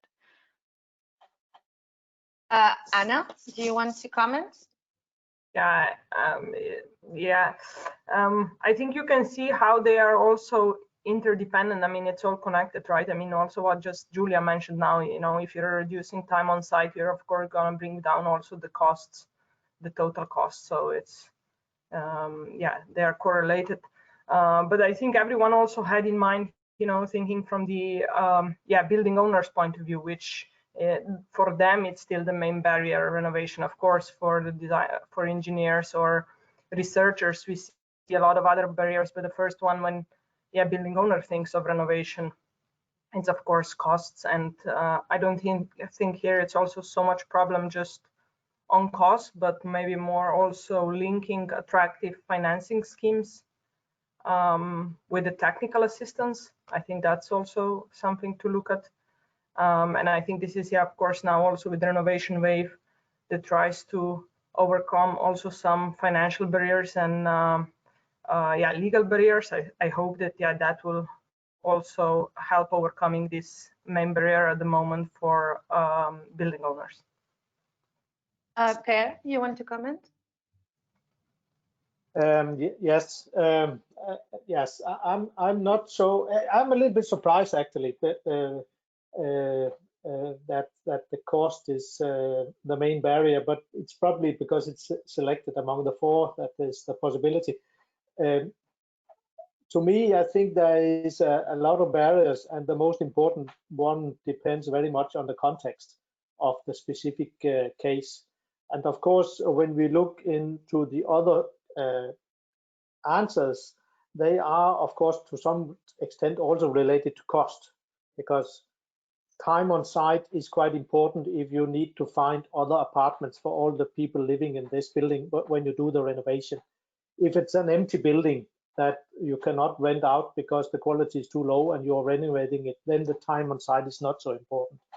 So there are, of course, some relations here depending on the specific situation, that different barriers have different importance. But of course it's clear the cheaper, the faster, the easier we can do the renovation, the better it is. Michele?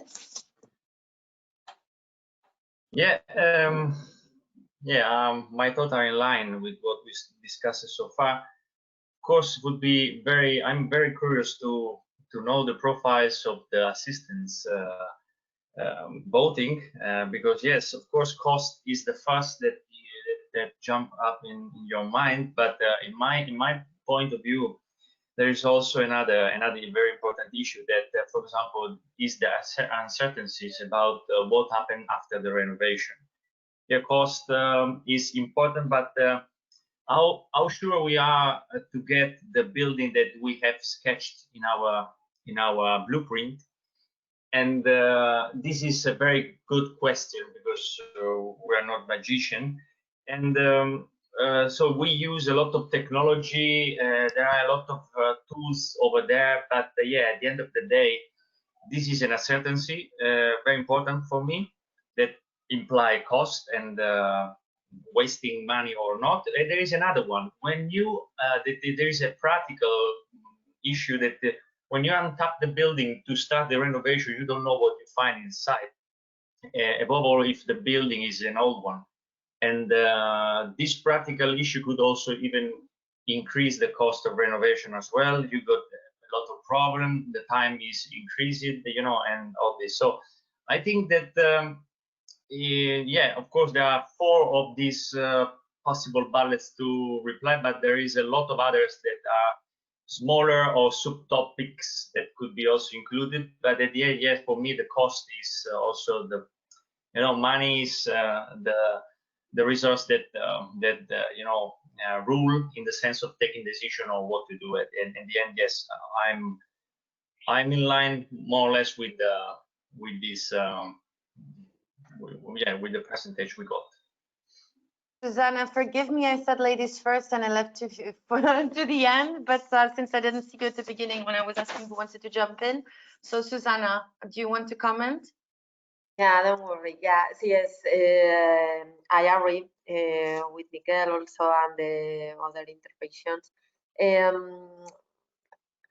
About the issue of the cost is also a battle about who is the main beneficiary of the refurbishment also, is the tenant or the owner. So this is something also to take into account, I consider. So the costs obviously are a barrier, very, very important, because it requires an investment that maybe is going to be something rewarding, but in the medium long term. So sometimes it's complicated to be unstable by some of the size. I understand. Yeah.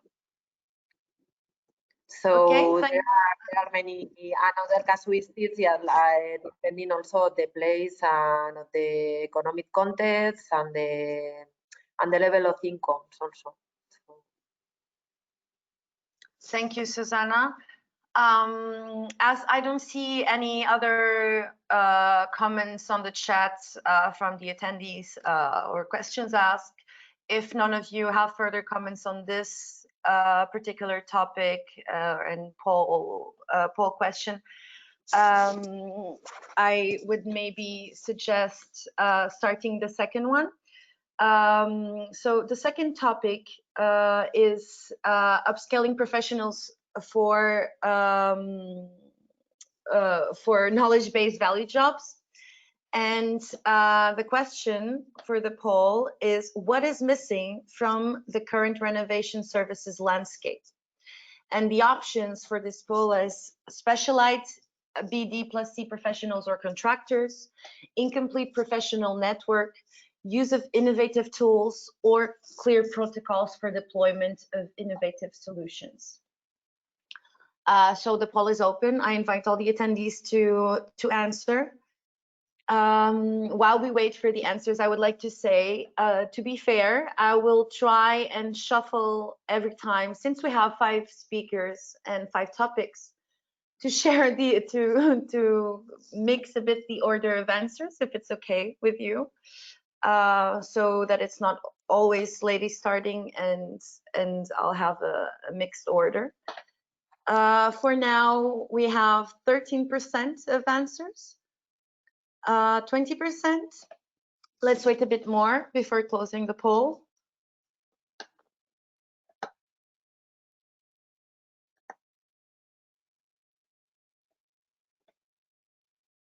%.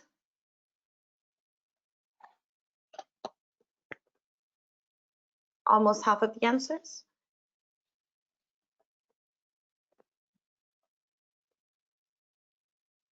I believe last time the poll was closed when we had more or less 60% of the answers. I would wait a bit for more or less the same percentage. We are halfway through.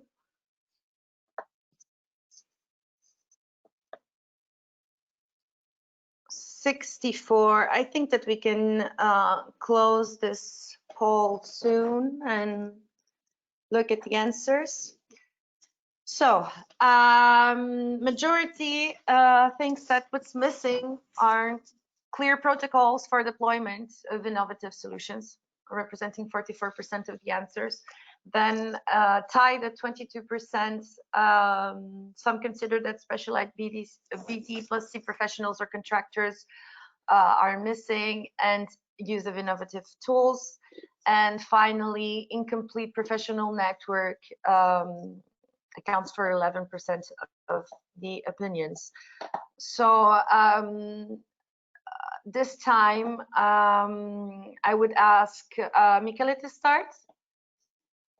What do you have to comment on this? Yeah, this question is very interesting for me because of the renovation wave, the projection we have in the future, including all technology and knowledge developed by European project or private company. So it is very interesting because for me, these 4 ballots questions are very much interrelated, interlinked. Because normally, if we consider what is the normal, the current situation, you have contractors that normally are used to work together. It just and they just talk about money, the cost, the timing. They don't very much consider the quality, the innovation, the material, and stuff like that. They just buy on the market what they have. So the clear protocol for the deployment of innovative solution, that's true, because there is not a platform, centralized platform, or that in which you can find all the information, all the last innovative solution, tools, material, techniques, or for example, training courses that you can use for free. And so there is nothing like that actually official. And so it is what is for me is lacking. And the rest of the question, for example, use of innovative tool, they are interdependent, for example, and incomplete professional network. Yes, because you normally are used to work with your other company, or the company that that in the tenders, for example, say that they are more cheaper than other, for example. So that's true. Solutions are not very easy spread and not very easy used in this project. Sometimes architects that are triggering this, this scaling up, producing some other product more green, for example, more environmental friendly, or more quality, or more energy efficiency, or any other natural manufacturing or renovation technique. So this is something that is, odd, strange, what we used to see in, at least in all around here in Europe, or in Spain, at least in the south of Europe. So yeah, I agree with this. Resuming, summarizing, I agree with what is written, and I think that we need an effort to try to put together all this information and to put together also a platform in which all the contractors, professionals could be also included or hired for some specific issue as well. So I agree. Thank you, Michele. Susanna, would you like to comment? Yeah, I absolutely agree with has been said by Michele. So it's a sector in which the deployment of innovative solutions and the standardization is something important. So I think that this is a logical point, and for the renovation wave is a key issue also to resolve with the digitalization of the sector, and also with the most disruptive technologies that has to be incorporated to the value chain. Yeah.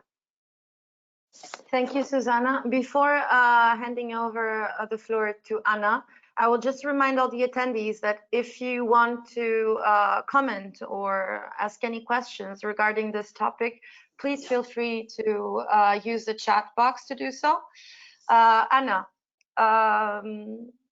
what are your comments? Yeah, I don't see right now the results, but I think it quite shows, I mean, a nice mix between the answers, and I think that's also how it is. I mean, I think we need more specialized design and construction professionals. We need more use of innovative solutions. We need more protocols for installing or for deployment of innovative solutions. So it's a mix. But also on one hand, I also feel like how it is at the moment that more you can see already penetration of these innovative tools or digital tools within the design phase, such as BIM, but then you don't have, like, in the application on the side, not many blue collar workers are using the same such digital tools. So then you also have a problem, you still get like instructions in paper, etc., on how to bring it. So I think that's also one issue, but also what you can also see with different projects also funded under construction skills projects funded by European Commission, that's also something that's ongoing, and it's the same as we are in the innovation actions developing new solution that's also being done, the creation or upskilling of current professionals, and also to get new qualifications. I mean, they are also reassessing the European qualification framework to define new skills and competences for such green professionals. Thank you very much, Anna. Per, did I interrupt you? No, I don't think you interrupted me. No. So, Per, go ahead.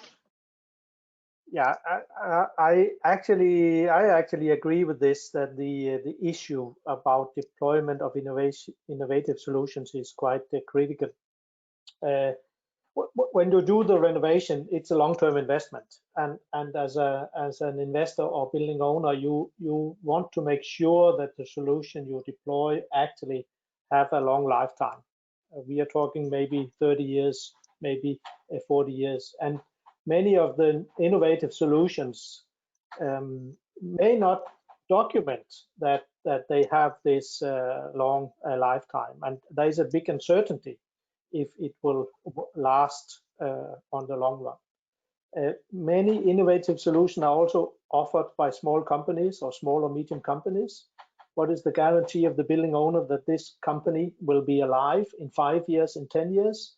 So even though they put a guarantee of performance, will it be valid actually, or will the company disappear? So I think there is a lot of uncertainties seen from the investor or the owner side in applying or deploying these innovative solutions that that you could say needs to be handled. And I'm not sure a protocol is enough to provide this certainty for the building owner. I think we should work much more in providing documentation and for the performance to decrease the risk for deployment. Thank you. Thank you, Per. Julia? Yeah, I think that there's also another angle here at play, as Per was saying, that this kind of innovative solutions often come from small companies, but it's also the same from installer side and design side.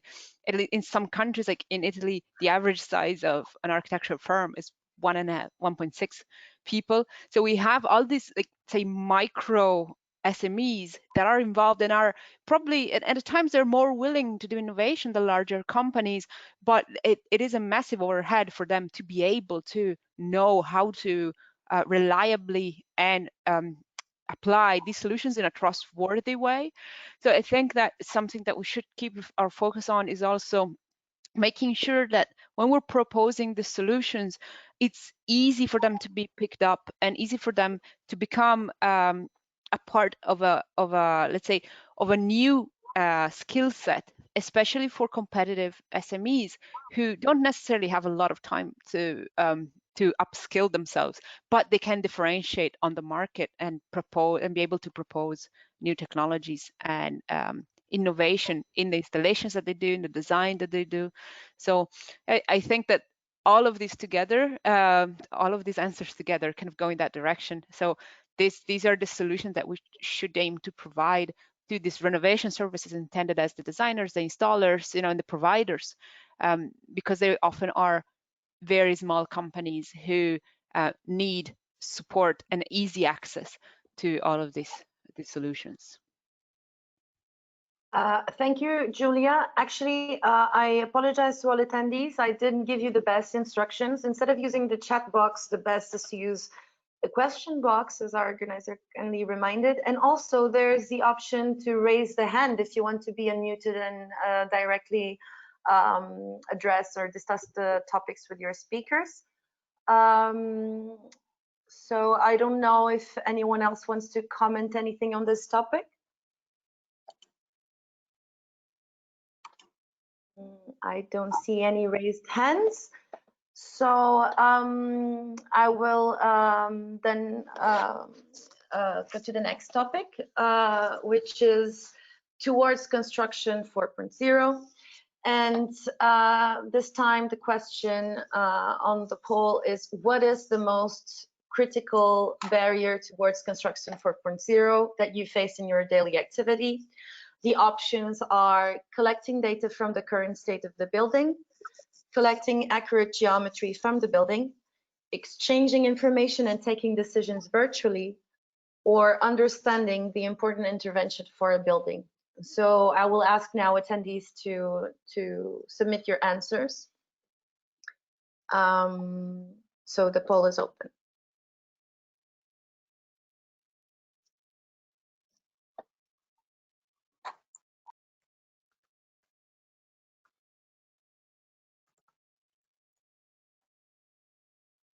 We are currently at 33% of the answers. Let's wait a bit more.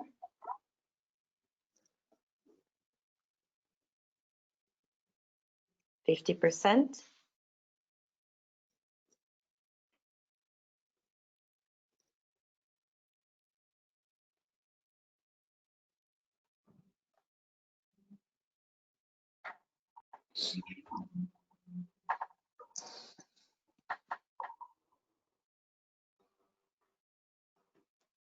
I believe we can close the poll. We have almost 70% of the answers.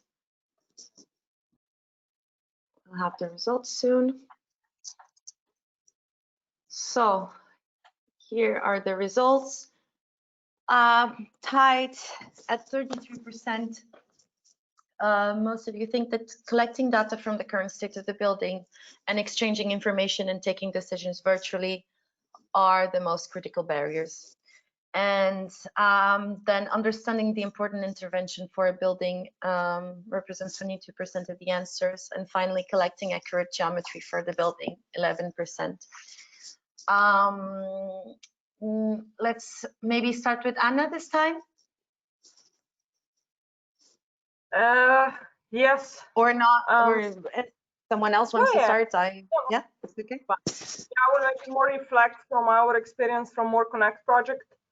That was one of the first deep renovation projects funded by European Commission. So it's also that maybe that reflection it's a bit older, that the colleagues from other projects will have a bit more. But what was at that time really a problem was, for example, I can reflect to the both to 33% answered questions. I mean answers that collecting data from the current state. That back then, of course, we were trying to use advanced geomatics and the 3D laser scanning to get as accurate point cloud picture of the current state of the building, but we had, of course, a lot of problems when importing the data. Then the same with the exchanging information. The compatibility between softwares and interoperability was an issue. But I think it's also advancing. So I guess that now with more advanced BIM softwares and plugin programs, I guess that this is already a more smooth process. But of course, yeah, it is an issue. It's maybe more technical software issue until now, but also now what was presented by Asma in the morning, that now we are getting more focused on digitalization of the construction sector is also a new way of working, and also use of drone. I definitely think that this is this is the solution. And yeah. Thank you, Anna. Michele? I couldn't be more in line with this answer, this reply. Actually, I would have said the same. The first option, collecting data from the current state of the building, if we consider always renovation, and we consider old building, the point cloud that has been already discussed is an issue, because it's a big quantity of data that has to be processed by any tool. That in our case, for example, we had some problem in doing that, because of the quantity of the data couldn't be opened by a normal computer. So we had to filter the data for getting the final version of the BIM model, but the BIM model should have been double checked to be sure that it's millimetrical paired or shadowing the real building. But I'm just also thinking about the audit that has to be done. It's time taking to understand the construction element of the building, all this information, roofs, thermal insulation, windows, everything. So it is collecting data is the one big portion of the job. I couldn't say which percentage is it in the total average, but I would say it is a lot. Very cost taking, time taking. And of course, in line with this is exchanging information, because for taking decision. Because yes, what happened after we have all this information? What we are going to do? I think that there are a lot of very good professionals. They know what to do. But for example, if we consider in the light of the renovation wave that we are going to use prefabricated elements, or something that is the future, we have to understand where these elements are manufactured, which is the logistic impact, the cost. Is it innovative? Could we install that in our real case in the building? So these are questions. So for example, we are doing a renovation in Spain, and we have a possible solution manufactured in Germany. So this is something that has to be also taken in account, because, for example, well, there are a lot of decision and information that you have to take. So completely agree. And in the case of the construction 4.0, in which we are using the technology of the industry 4.0, we're going to have a platform there with all the information linked, and sometime also the platform could support you in taking the decision according to the baseline of the building you have, or something like that, or maybe any other experience, good practice experience you've had that you can upload in this big platform, and everything could be stick together in terms of information, in terms of methodology. So yeah, I definitely agree with this. Thank you. Thank you, Michele. Before moving to Julia, we have here a comment from Peter Otto that says the problem in More Connect and still not solved is to come from point clouds to BIM. This is key for Industry 4.0. If you solve that, this will lower renovation costs with approximately 25 to 30,000 euros. So I chose to read this before Julia's answer. That way, if some of you want to also comment on this, you have the opportunity to do so. So, Julia?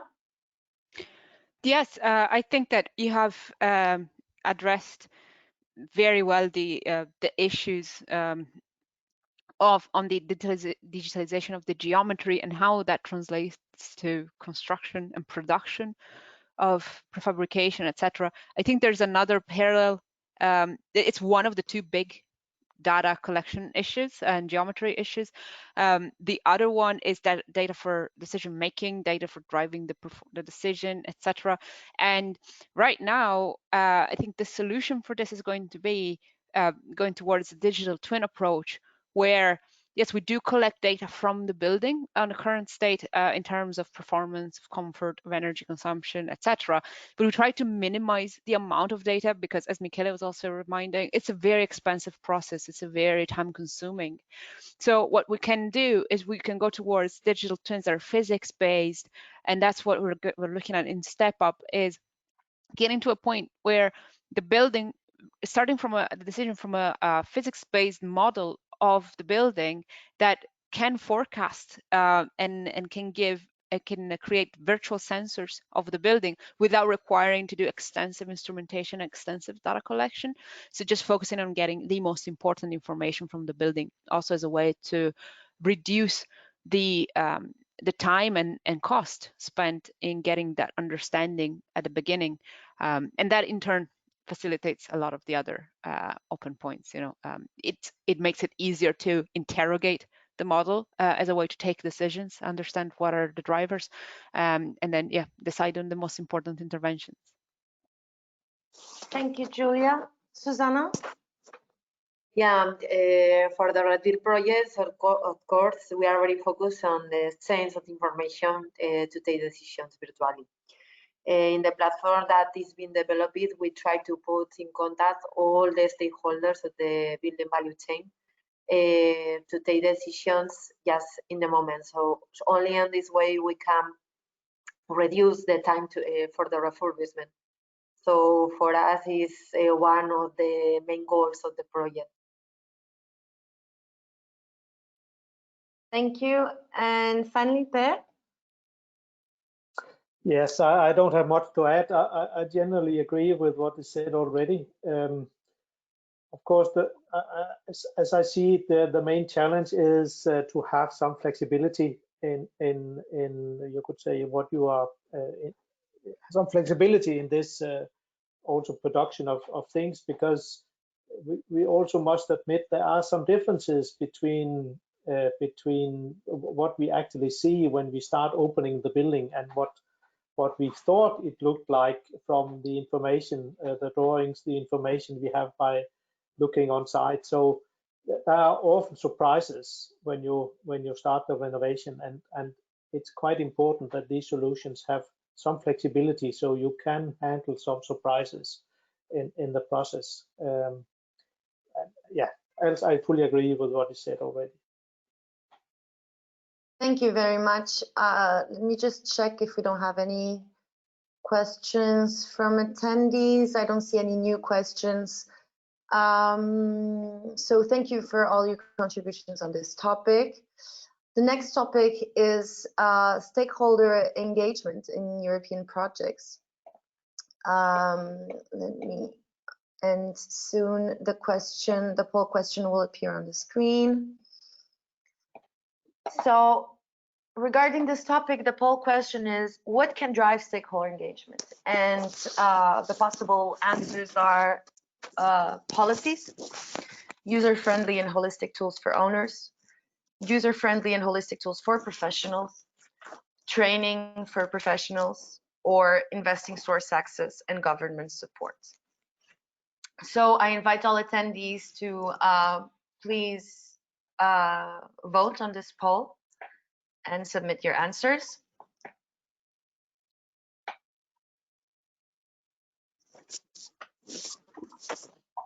We are currently at 42%. Let's wait a bit more.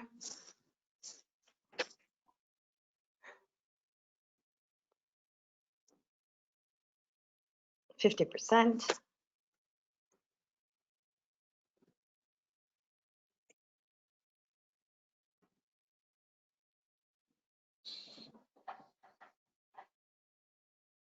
67. I think we can start closing the poll. Thank you very much, everyone, for your replies. So here are the results on screen. So absolute majority considers that it's policies that can drive stakeholder engagement at 50% of the answers. Then followed by investing, source access, and government support, 25% of the answers. And both at 13%, user-friendly and holistic tools, both for owners and professionals. And with no votes, is training for professionals. So how do you comment on this? And this time I will ask Susanna to start. Yes, thank you, Maria. For me, it's clear. It's a combination of everything, but obviously the policies are key. I just was thinking about, for example, the review of the Renewable Energy Directive or the Electricity Directive. So now the consumers are going to have a role completely different, more proactive. They are in the center of the energy transition. They will be part of the take of decisions together with the local authorities, with the energy communities and this kind of figures. So the first for me are the directives always, but following this, all the implementation of the directives has to be also implemented with other measures that can be the public participation processes, also the tools for the professionals, the collaboration among the public and private sector. And speaking about the companies and the professionals, I will remember right now also the due diligence and the sustainable development goals. So this is something that is also key for the stakeholder engagement, and to be conscious of the responsibility or everything. But of course, for me, the first step is what is done by the public administration. But the other measures are completely complementary. Yeah. Thank you, Susanna. Per? Yes, I actually fully agree with this. I think the most important thing is actually to raise the awareness of this and make some policies that drives, you could say, building owners, but of course also occupants in this direction. Then, if we can create, you could say, this increase in activities and so on, then of course all the other issues will be, in a way, be solved, because then there is a drive. I think what we are missing now is actually the drive to increase the efforts and the activity levels, and if we can manage to do that, I think the tools and the solutions will come, not by themselves, but there will be a bigger drive for this. So I fully agree, policies are quite important. Thank you. Anna? Yeah, I fully agree. Yeah, perhaps in our project it's also important the policy support for uptake of circular solutions, and also more looking at the regulatory context, because in my presentation I just briefly mentioned the current barriers hampering the uptake of circular solutions and transiting to circular business models. So I feel like that policy involvement and yeah, having policymakers already in discussion to rethink the long-term interdependency. Sorry, Anna, you're muted. We stopped hearing you. Anna? Organizer muted me. Oh, okay. You're back. We can hear you again. Yeah. Sorry, yeah, there was a problem on the back, and I assume it is now corrected. Where was the problem in the back? In the back end, There was not a problem you. by the tool. I'm sorry about it. I think now it's sorted. Okay, perfect. Yeah, so what I think was that we need, the policymakers and policy context also to drive the uptake of circular solutions, and also more to look at the regulatory context, because this is a bit more complex when it comes to uptake of circular solution and transiting to circular economy business models. We also had quite a lot of discussion within our projects with our industries, because of course they are willing to transit, but there is the risk and liability concerns with the new business models are still quite not addressed in a really broad way. So there is still a lot of uncertainties to innovate in a circular way, which can be overcome by right policies. Thank you. Julia? Yeah, I think, as everyone has said, I think policies are such an overarching main driver, and I think that's what we're seeing with the renovation wave as, let's say, the umbrella under which we can get the structural policies needed to drive that engagement. I think that in particular, one of the interesting this investing, access, and government support, that is also very important as a specific type of policy, let's say, because support to investment is fundamental to get the buy-in of the stakeholders in the renovation. We've been talking about cost so much, so far, but I think just to acknowledge, let's say, the respondents of the user-friendly tools, I think those also have a role to play, in the sense that that is a way, it may be like the other way around, or rather we need to understand, when we create the solutions and these tools for the owners, for the professionals, etc., we need to understand what are their stories, what are their needs, what are their requirements, because that, if we can answer their problems, if we can answer their pain points, then we can produce solutions that solve their problems, that make their work easier, and that is the best way to drive that kind of engagement on their side. But of course, to do this, it has to be done in the framework of a broader, let's say, policy context. So all of these together, I think, are fundamental. Thank you very much, Julia. And finally, Michele? Yes, of course, I agree as well with policy. But if from one hand, I think that I have this belief that private sector could get its own balance in doing economic activity. I also think that from the other hand, policy sometimes has to support getting this offset, this balance, and also because sometimes policy looks like a little bit, on the back of the private initiative, and sometimes private initiatives are also they have some barriers because of, for example, investment of money or support by government in general. So I agree with policy, but I also agree that the policy has to be also landed in such territories, because it is not just writing a good free paper, white paper, or policy, but also try to see how to land that in the reality as well. So we have seen in the past VAT support of government if you do some renovation, but with some limits. We have seen support in the photovoltaic panels, stuff like that, but it was like without control. It is not like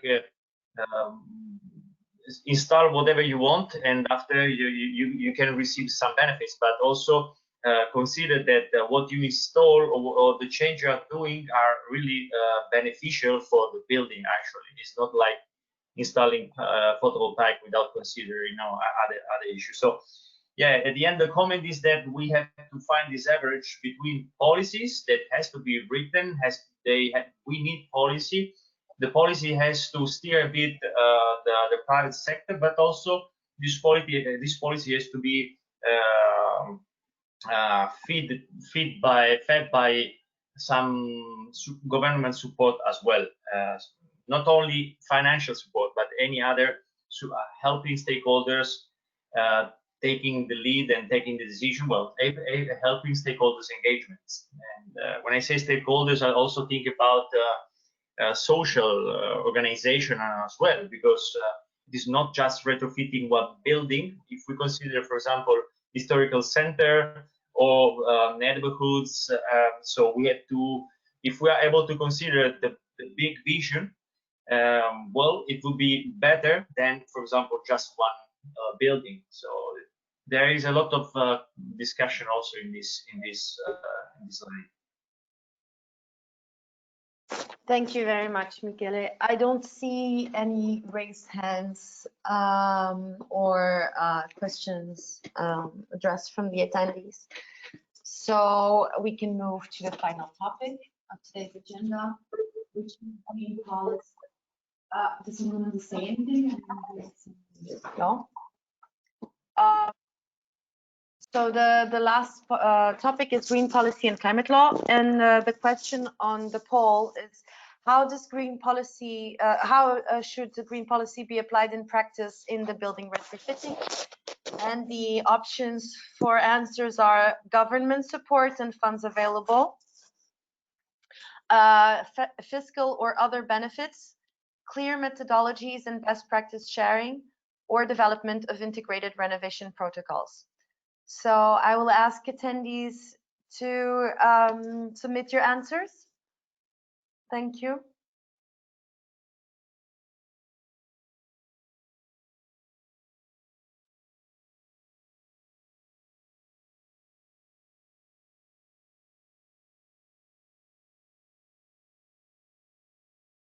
We are at 25% of the answers.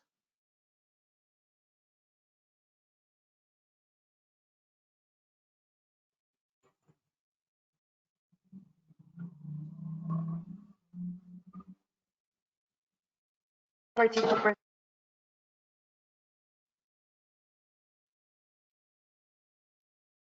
believe we can close the poll. We are already almost at 70% of the answers. So we will have the answers on screen in a few moments. So here are the results. So the majority believes that that development of integrated renovation protocols is how green policy should be applied in practice in building retrofitting. Then tied at 22%, we have government support and funds available and fiscal or other benefits. And then finally, clear methodologies and best practice sharing represent 11% of the answer. So at this time, I will ask Per to start commenting. Yes, thank you, Maria. Yes, this is a very equal distribution actually, and I think if we are talking about how the policy should be applied, we need to have many different tools and measures in use to you could say apply such a policy. And I think the 4 points here are quite important. and maybe I'm not sure how many building owners are in the listener side, because I think for them maybe these protocols are not the most important one. This is quite important for those who are going to consult the building owners on what to do. But I think for the building owner, it's probably not the most important one. There, as we discussed before, costs are quite important, or you could say the whole business model of renovation is quite important. So this means both support to reduce the costs, but of course also maybe other benefits to increase the income of the renting out or taxes or so on to improve the business model is quite important. Yes, thank you. Thank you, Per. I'm just going to ask it for 1 second before we move on, because I believe I missed a question. So there is a question, but I'm not sure if it's for this whole topic, unfortunately. I'll just, there's a question from Matheus Naga that asks how. So I think this is still from stakeholder engagement. So let's finish with this green policy and climate law and maybe come back so that we don't lose, let's say, the logic of this discussion. And I apologize for the attendee. But so after Per, maybe Susanna? Okay. Yeah, from my point of view here in the answers, we are considering the technological point of view and also the economical one. So of course, this is very, very important. But I think that we don't have to lose the social point of view. When you are applying policies and buildings, especially we are speaking about social challenges that nowadays are important. Energy poverty, gentrification, this kind of thing. When you are refurbishing a building, for example, the prices of the rent of the building are going to be increased. So this is something that affects directly the citizens. So I consider that the green policies have to consider the three aspects: economic, social, and also environmental. And the technological one is also part of the economic, of course, but I think that we can lose this very important point of view. This is something that in the past, I think that it has happened with the energy directives, and this that with the excuse of the directives, some investors refurbish the entire building that are bought by them, and the increase of the prices are huge. This is that cause that a lot of people can access to a house. So I think it's very important to consider this in the policies. Thank you, Susanna. Julia? Yeah, I agree with Susanna, and also to Per was saying before. I think that the protocols part is definitely important, but it may be something that is more relevant for those of us who work more on the design and planning side. But on the decision making side and investment side, there is a very limited amount of funding available, or even or as Susanna was saying, like we're talking in cases where there's energy poverty, so we're not even at the level of being able of investing. There's people who barely have the capability of having a healthy home. So really, if we want to drive renovation and green policy, but it's very welcome, I think, in the Renovation Wave, the explicit mention and target of energy poverty. Like we have to also keep in mind how important it is to support this with funding, because at the end, that's one of the that's where the buck stops. You need money to do this work.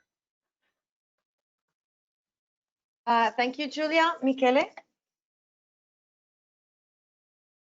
Yeah, very interesting question that trigger a lot of other questions or comments. If we consider the moment in which an owner has already taken the decision for retrofit its building, so we take out users and issue related to, for example, very short financial access of users, something like that. In terms of sustainability, I agree with Susanna. Sustainability, it means environment, it means economy, it means social. So this has to be very important. So the question I have here is, normally when we say green policy, when we put green, we think that is more expensive, that we think that is not easy to apply. For example, if we consider biomaterial, for example, very easy example, we think about is this biomaterial fire resistance according to the standards to be used, for example, in the building? How much is the cost? Is more expensive. So all this information should be put in a in the innovation renovation protocols, for example, in some place in which you can have this consultation for taking the decision, first of all. But also there are a lot of other comments I have.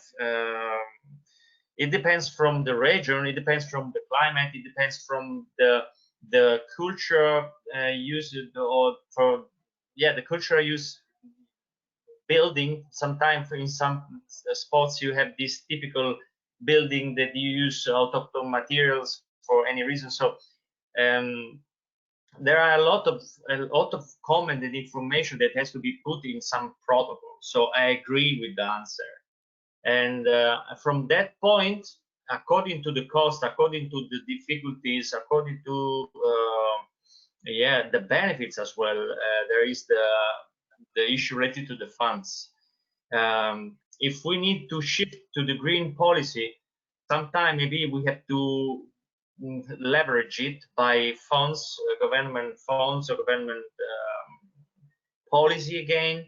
And from that point, so I also agree with the first two, government support and funds are available, but also fiscals or other benefits. So why I have to shift to a green building if, for example, it's more expensive, or if, for example, it is more difficult for me to produce or to manufacture. So I should need some support.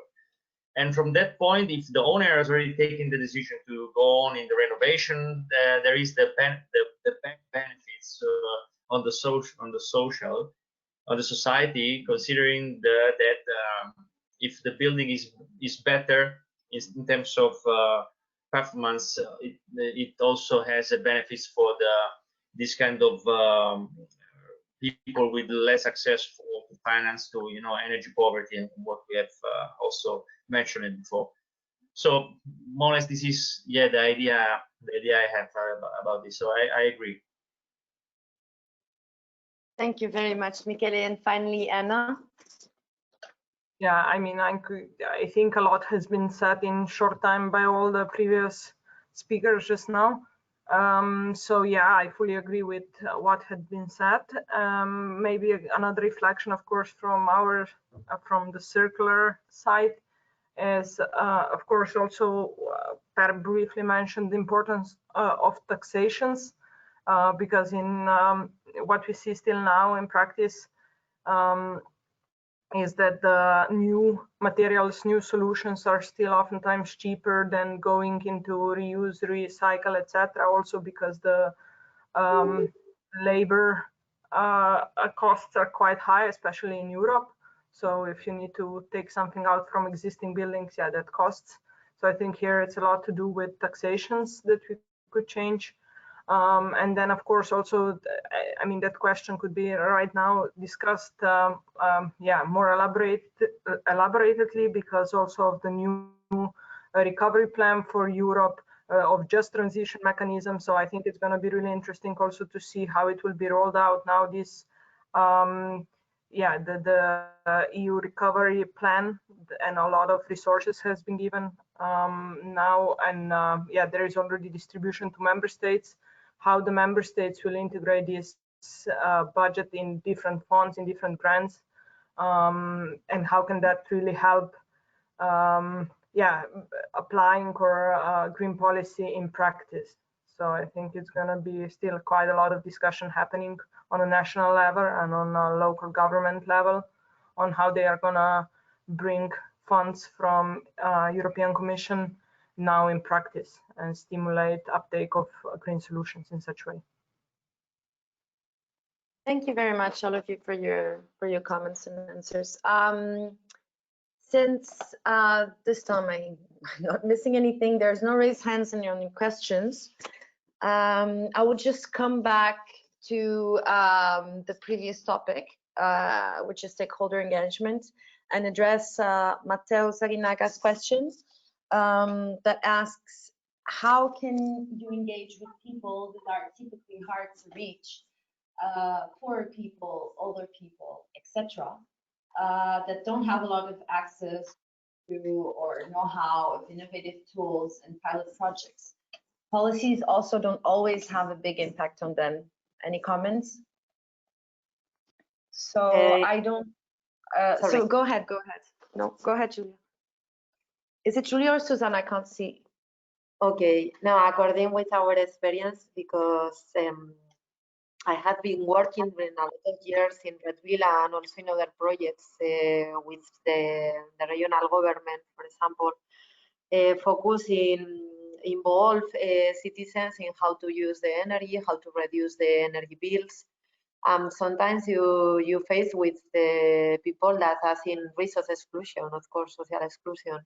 So the only way to reach them is collaborate with the local authorities and also with the associations that directly work with them every day. So you can reach the citizen one by one. You have to work very close with the local authorities and also with the associations, the NGOs, and these kind of entities is the only way to do it. All the public policies have to consider that they need this kind of programs. Are educative programs, training programs, but it's something that is obvious that has to be aligned with the policies. Thank you, Susanna. Any other comments on this question? No? Mateos, if you still feel that you want to ask something, just do as you did before and leave a question. Thank you very much, Susanna, for answering. Also, regarding Camilo Paez's question that was addressed earlier to Anna, she has something to share with you, which I will send to you via chat. Correct, Anna? And for now, that's it. We went through all the topics. If you don't have any more comments regarding any of them, I want to thank you all, attendees and speakers and panelists, for this session. We managed to be on time, even with our serious delay. I think that great. I see that what you asked to send to Camilo was already sent, Anna. So in terms of, I would like to share with the attendees some contacts. I don't know if we have, I asked Larissa if we have a contact slides to show, or if we could maybe share it on the chat. But feel free to contact us for follow-up if you have any questions. And thank you for being here. So Larissa just said that she will share contacts on this chat, so whoever is interested. Do any of you have any comments, final comments, or would like to say something? No? So I believe we can end this workshop. Thank you very much, everyone. Thank you very much.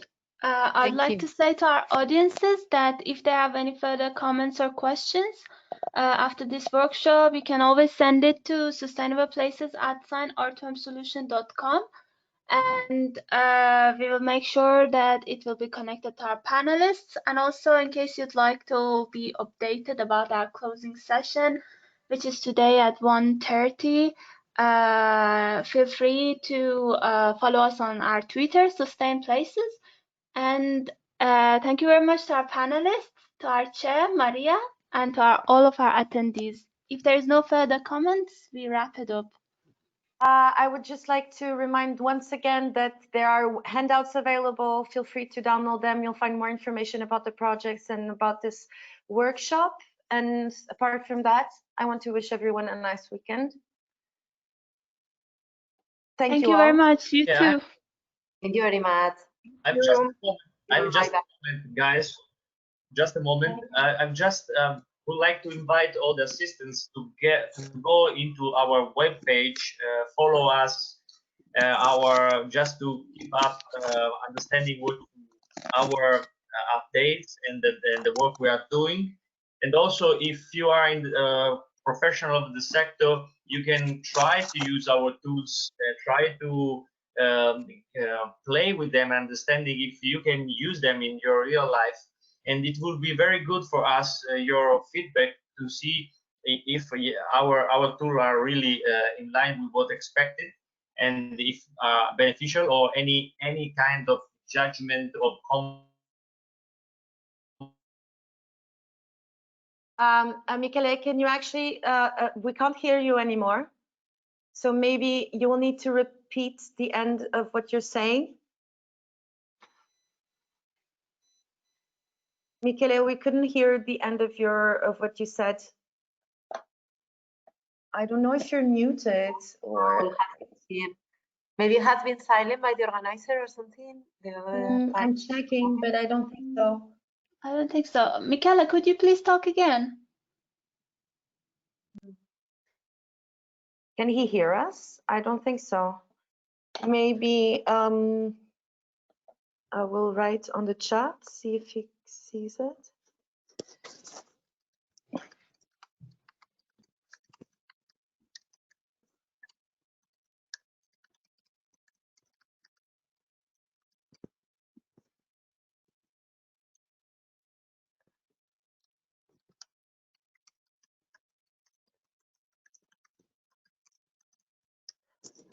Since we cannot hear him, I'll suggest that he writes it down and I can read it aloud.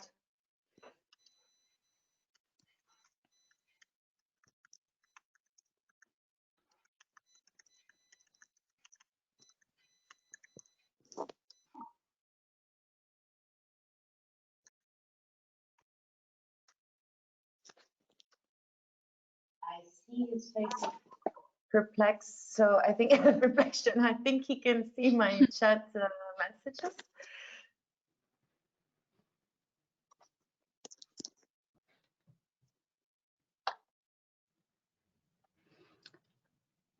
Michele, if you can hear us, could you please maybe check again, because I changed something on the system. Maybe now it's solved. I think he cannot hear us. No, I don't think he can hear us at all. So